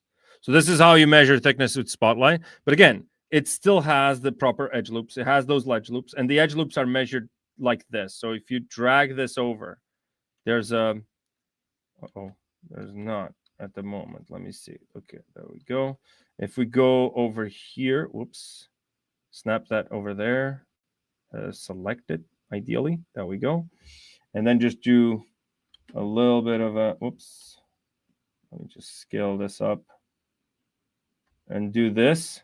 The more you go around, basically your counterclockwise thing, the more edge loops you're going to have in between. But obviously, because these are clean edge loops, what you can do is go over with your ZModeler brush, delete that, or if you had none, just tap the snapshot 3D instead of dragging it. Let me just solo this, go like that, and then just insert multiple edge loops, and you can even have alternating polygroups. You can do this, for example. Now you have alternating polygroups. I don't know why you'd have that, but you could. So there it is. That's your answer. That's your very long answer. Again, tangent answer, Rodolfo answer. That's the type of answer I do. Next, perspective. Oh yeah, there is a button where you turn on perspective or isometric. Yes, there is a way to change the FOV. So let me do, let me bring in a tool actually. So let's go look at the face or something.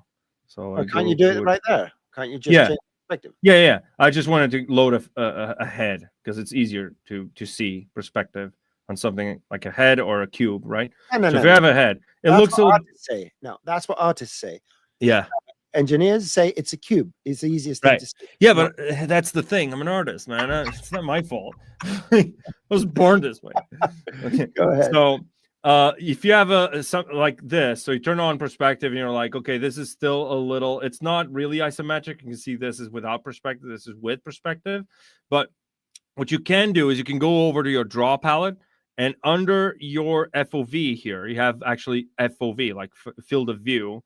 You can change that and make that more accentuated, or you can have like some of these presets, right? We can start with 85, 50, 35, 28, 24. And this is also on the iPad. You can change this on the iPad. It's just not called, it's called camera, but it's not under draw. There's a separate palette called camera, basically just for that, because this was very much used all the time on the iPad, and we just figured out we would just make it its own palette, basically separate. Good. So yeah, this is it. Focal length as well. Changing the focal length. You can do it by focal length or field of view. It's up to you. There you go. Yeah. So it's the button on the right and the buttons on the left. That's the answer. Okay. Yeah. Yeah. So last one for this round, and that would be. So if I understand, you have to do something about your spelling. It's nearly as good as mine. A trim sheet is a compound texture designed to be mapped correctly on a tile map for games. The texel No. Let's start with a texel, and then Rodolfo. So a texel, which is it's one of those things where people say, "Oh, texel density, texel density." Yeah. A texel is nothing more than how a pixel looks on your material, right? Yeah. When you apply it on the object. So imagine if you have. So the texel is a texture pixel. That's what it is. It's a texture pixel. Right. Here's my example. The head you're seeing now over there. If you go to Photoshop and create a 4x4 pixel chessboard, like black and white, and you wrap it on this head with the UVs, you're going to see a square this big. Right. But as far as the image is concerned, that is a pixel. The square you see is called a texel. That's why texel density is so important, because for parts of the model that have smaller UVs, they are going to encapsulate fewer pixels in your image. So you need to make sure that if you want consistency, that you need consistent, and they call it texel density. But the simple thing is take one single pixel, and if you can see it on your material that's applied to a UV unwrapped model, that is the texel. Do we have UVs on this? I was actually wondering. Let me see the demo soldier. Do we have UVs here? Oh, you have UVs? Have UVs? No, this doesn't have UVs. I wanted something with UVs, so you guys I could show you real quick. Let me see the dog. Yeah, the dog has UVs. Okay, so the dog is a good example. So what I'm going to do is I'm going to apply a checker, and I'm going to show you what I mean. Well, so basically, if we're starting with texel density, right? So this is like a checkerboard. Obviously, these UVs are kind of all over the place, but we can actually unwrap them. Let's do crease. So is this how is these UVs done? Oh my god. Okay, whatever. So if we do like texture on, and you can see the size of those little, this is actually horrible. I want to do. Doesn't matter. Just zoom in and show us a distorted pixel. That's the best. No, it doesn't matter. Like, look at the ones that are not distorted. All right, for now. So if you look at the ones that are not distorted, and I'm gonna duplicate this dog, right? I'm gonna duplicate this, and what I'm gonna do is I'm gonna go under my UV master, and I'm gonna flatten this out. Actually, why doesn't it allow me to flatten? Does it have UVs or not? I'm confused. Like, let me just unwrap this real quick. Okay, there we go. Okay, we have some UVs with the UV master, right? That was quick. Okay, same thing goes over here. Actually, let me do this on this dog. Let me delete that.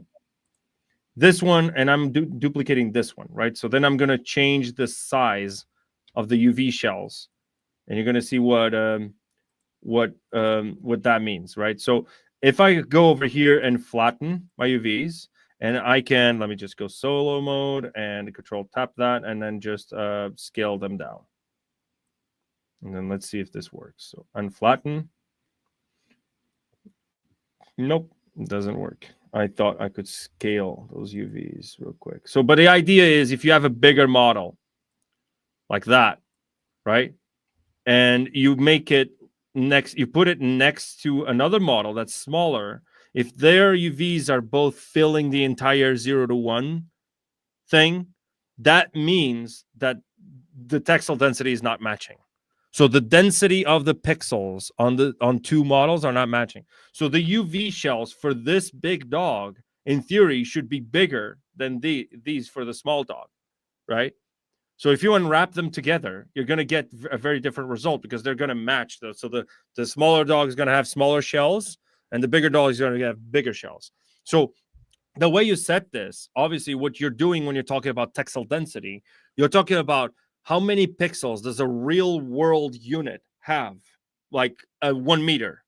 How many pixels does it, let's say a wall, 1 meter of that wall, how many pixels does it have? Is it 512 pixels? Is it, so texel density, like the 10.24 or the 5.12, that just means it's 5.12 pixels per centimeter. So per meter, it's 512 pixels, right? So then if you set your texel density, what it means is that everything in your game world will look consistent. So that you're never going to get like a table that is super crisp, and then you have, like, let's say a mug on the table that looks blurry, because it has like the shells are too small or the table's shells are too big, right? So they have to match each other in terms of scale. So if something looks blurry, everything looks blurry. And if something looks crisp, everything looks crisp, right? It's like the good old days with print where we had DPI, dots per inch. So if you ever went very close to one of those 48 sheet posters, you would see that the dots, the pixels were this big, but from the distance you look at these, that wasn't visible. This is exactly the equivalent. The DPI of texturing is the texel size. That's it, the texel density. Okay, let's see what else do we have. We have a shout out from Yariv. Hi. Oh, Yariv. What's up? What's up, homie? It's Tony. Do you like my stuff on Backstage? Yeah, I've been checking those out. I didn't have the time. I haven't done a lot Backstage, to be honest. But yeah, those are looking great. We have a lot of stuff coming. Okay, recommendation. I hope the audience just grabs onto their seats for what's coming. It's going to be crazy.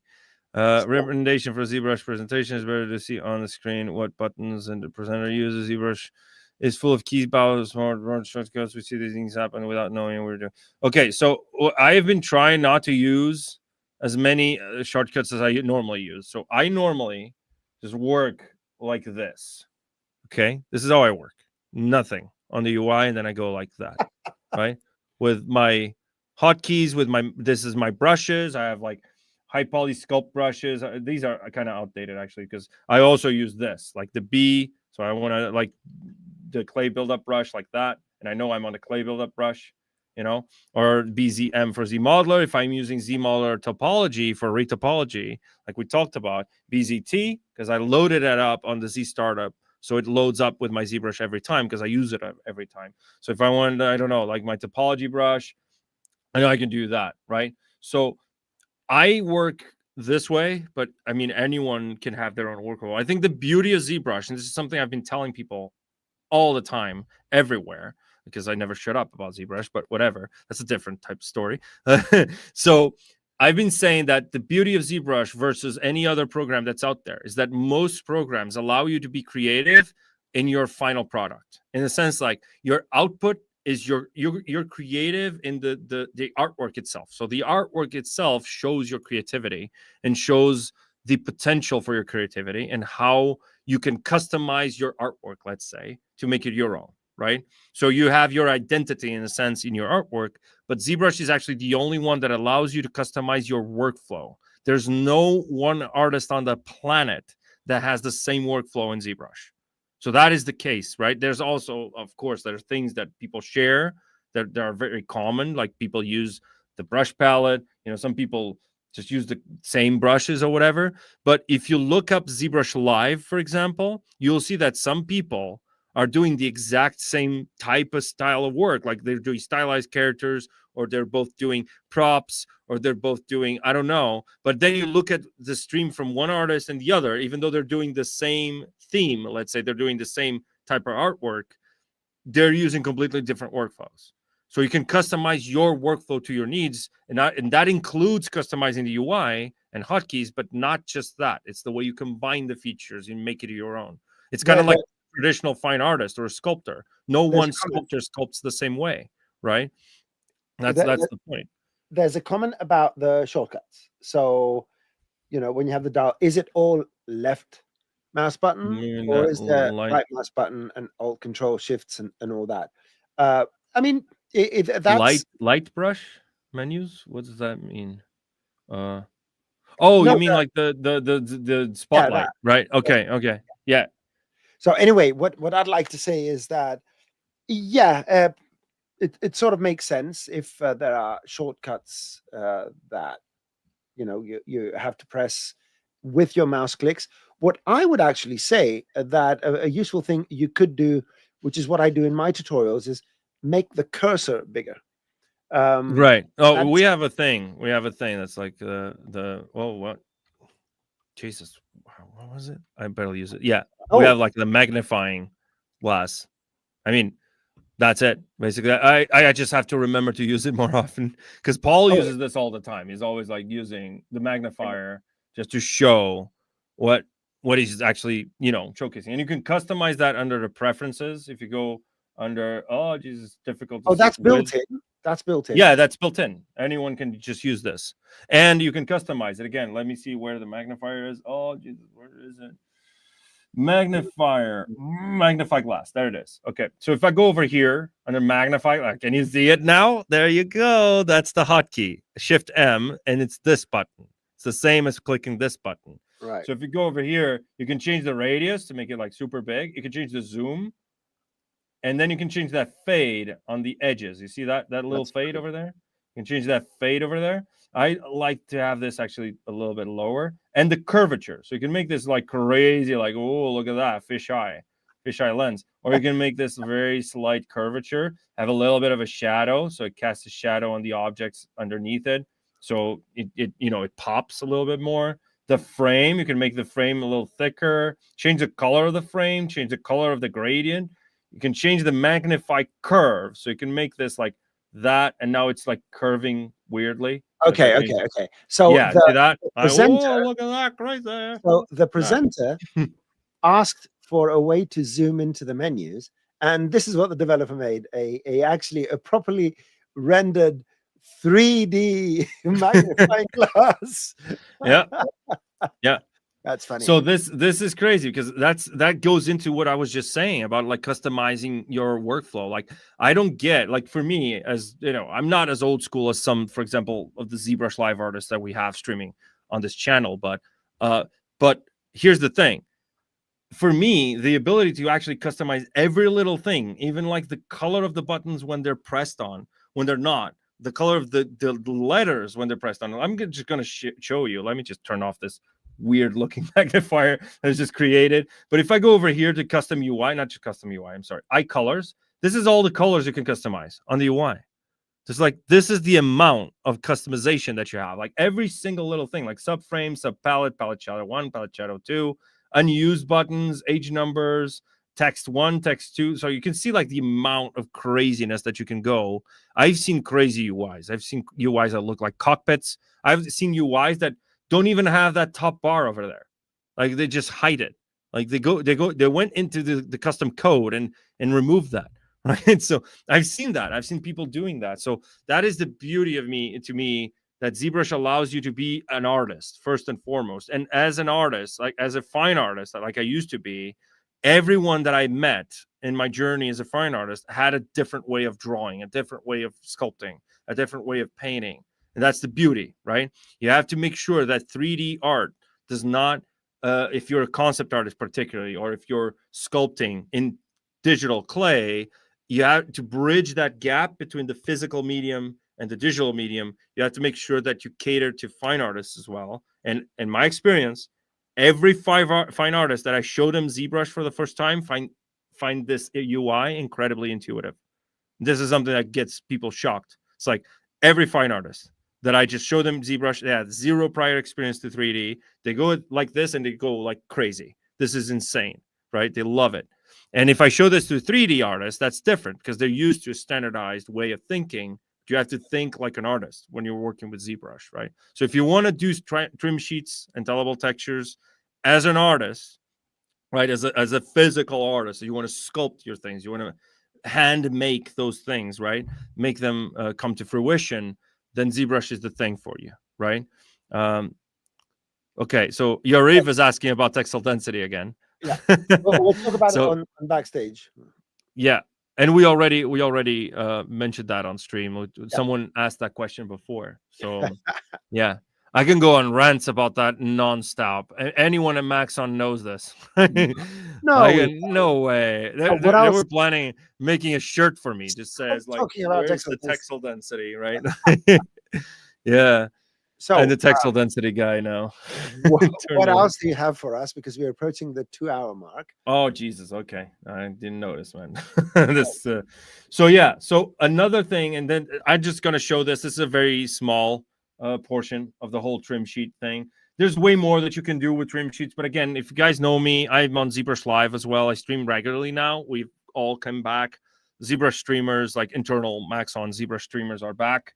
Me, Paul, Ian, and Daisuke are back to doing our regular stream. So if you guys have any other questions, you're trying this out, or everything that we're showing on this Create a Maxon stream, you can go to our regular streams and then just pop in the question, hey, you mentioned this on that stream, and we can reply on the fly. Because again, there's so much packed into this that obviously you guys are going to try it out when you go back to your daily schedule, let's say, and you might come across an issue or something. You can just pop into our streams, our regular streams, and ask those questions, right?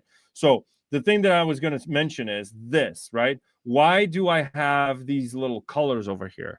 This is very important, right? So visibility sets, number one, we already talked about that last stream for like props. And if you have like a whole like modular set like this, like a modular door that could be just, you know, like duplicated around, and you want to bake these separately, you have visibility sets for that, right? So if you have this on a trim sheet, you could also just bake them separately. But in this case, what I want to show is having PolyPaint applied to a specific section of the Boolean. This is Boolean, right? But if I have like a trim like this one, where it's not Boolean yet, but what I have is PolyPaint with different subtools underneath. And you can see this brick is just an array, right? So then I would apply this and then maybe sculpt a little bit of that variation, because you can still tell the tiling because of the whole like surface noise thing. And you're going to be able to tell if I apply the surface noise. So if I go over here in my ArrayMesh, again, I just made this thing tile. Make sure that this brick is the same as this one. This one is the same as this one. So it tiles perfectly. So if I go over here and then just apply my ArrayMesh, why am I using the mouse? Oh my God, it's a travesty. So if I go over here and just make my meshes, and now we can see that if I apply the surface noise, it's going to apply to both of those. So it's a little better, but then I make the mesh again.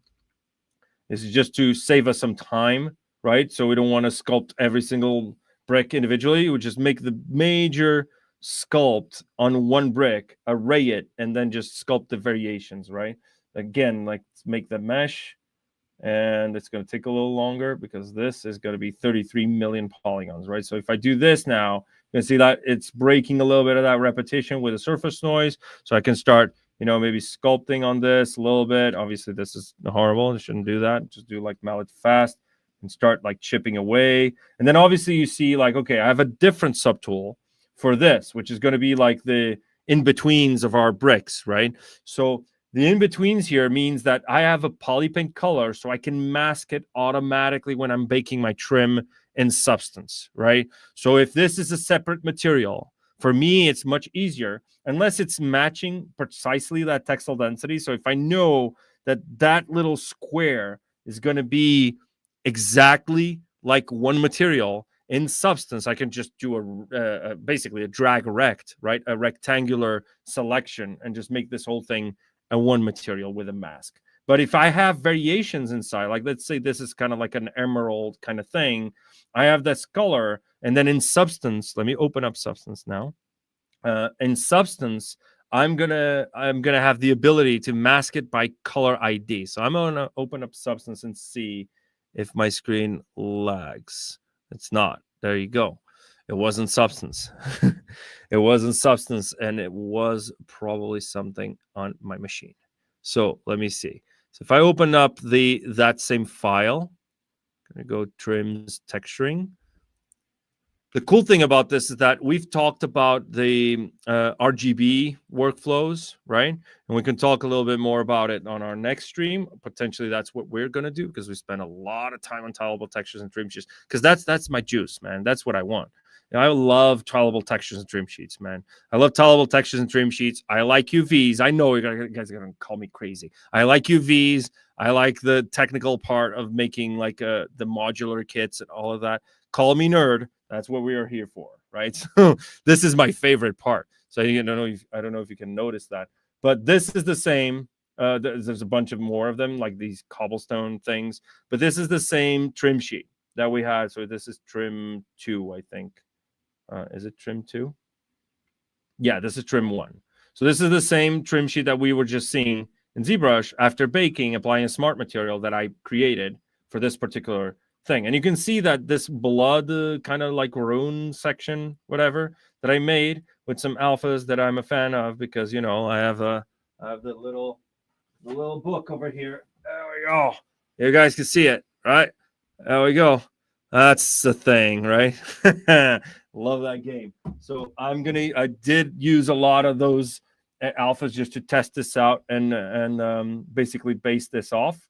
So a lot of these alphas, I'm just using that color from the PolyPaint to mask it automatically. So if I go down here under my, I don't name my layers, man. This is horrible. I should name my layers. So let me go down. Where is it? Always name your layers. I don't, man. That's this is a public safety announcement. Always name your layers. Always be naming layers. There you go. So let me just collapse this. This is the blood section. Why is this? Oh, there it is. This whole group of layers. If you look at the mask, there's a color selection mask. And under here, under the pick color, if you click pick color, it's going to show you that color ID. Now, to get that as a color ID in Substance, you need to bake your PolyPaint and not bake your material. So once you're baking, under your baking menu, if you go to your texture set settings and you go to your bake mesh maps, okay, and under your common settings, under ID, you want to change this. By default, it's set to material color. You want to change this to vertex color, because that's what PolyPaint and ZBrush is. It's vertex color, right?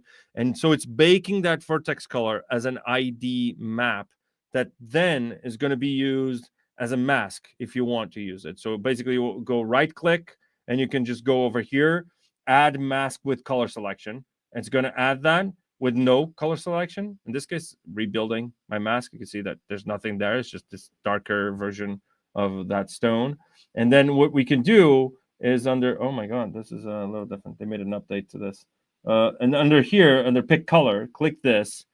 And then you have a color picker. And then you just click the red one. And there you go.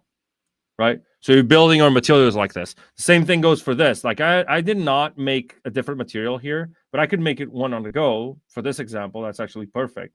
So let's say I want to apply a different smart material or something that I have over here. Let's say I have built a generic kind of like emerald material or something.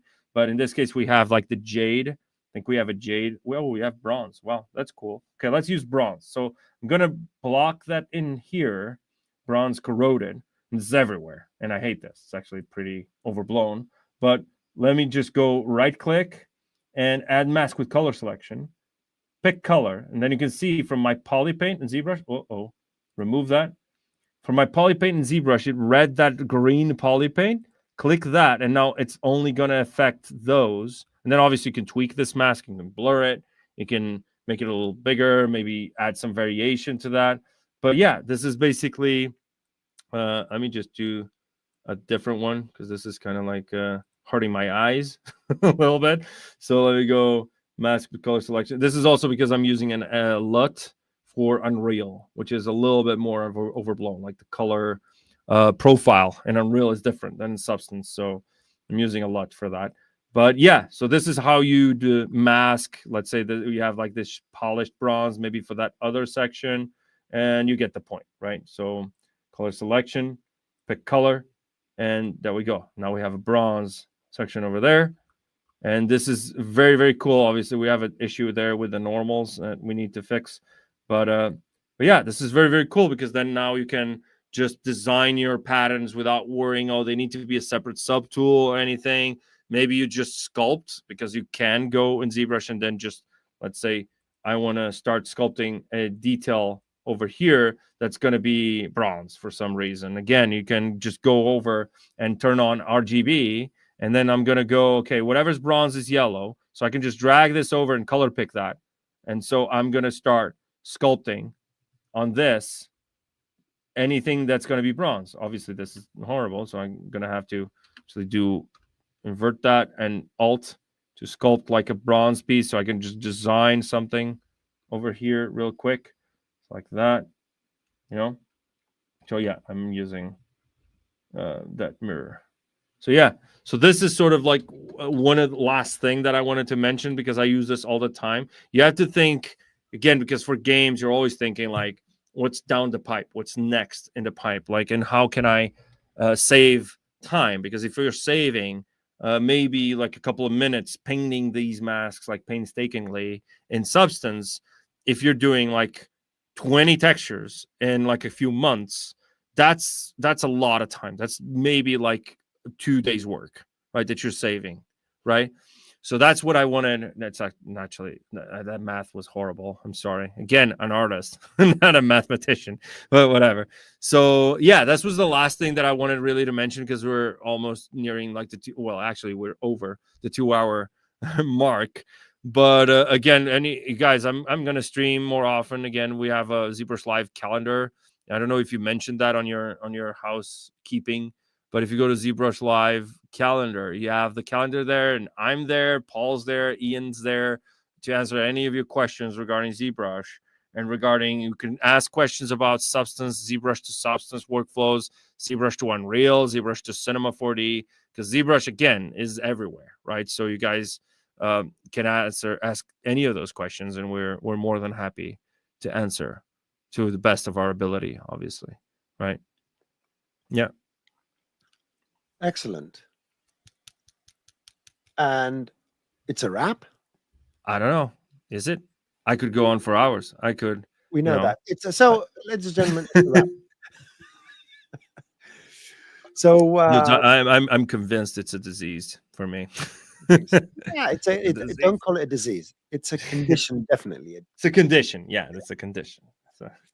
So yeah, first of all, I want to thank you, Rodolfo, for sharing your wisdom and knowledge, and thank everyone for joining us today. We have 2 more of these to go next week and the week after that. And on the final episode, I'll be showing some stuff in Cinema 4D.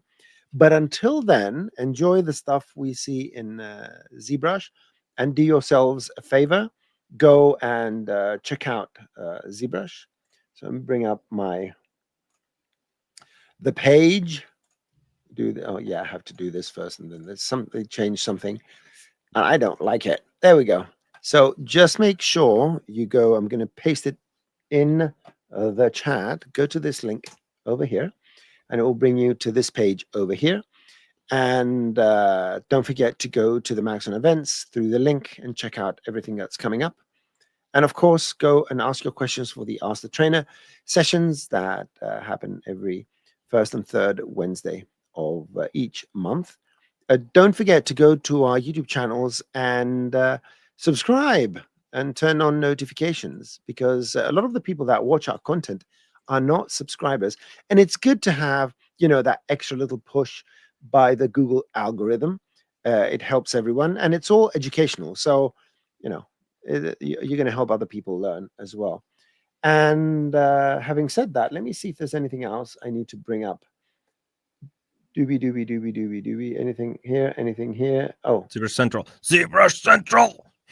Subscribe, and of course, ZBrush Central. There you go. There you go. There you go. The hub for all things ZBrush.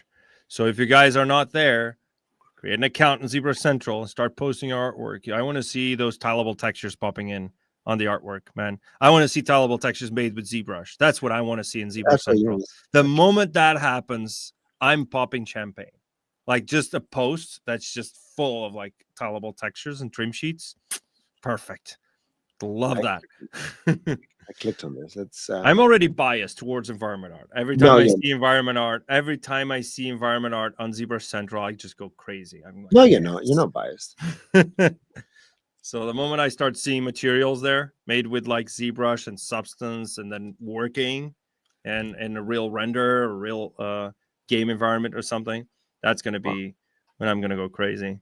Yeah, the amount of artwork that we see every day on ZBrush Central, it's literally every day. Like every day we get like tens of artworks and hundreds of artworks posted that are insanely good. Like we're supposed to be closing off the stream now. Yeah, and you get me worked up with this ZBrush Central thing. I was the one. Okay, we're done. Okay. All right. Let me go. I need to click the buttons and go to the and all that. Thank you, everyone, for joining us. Go check out ZBrush Central. What else can I say? Bye-bye. Bye.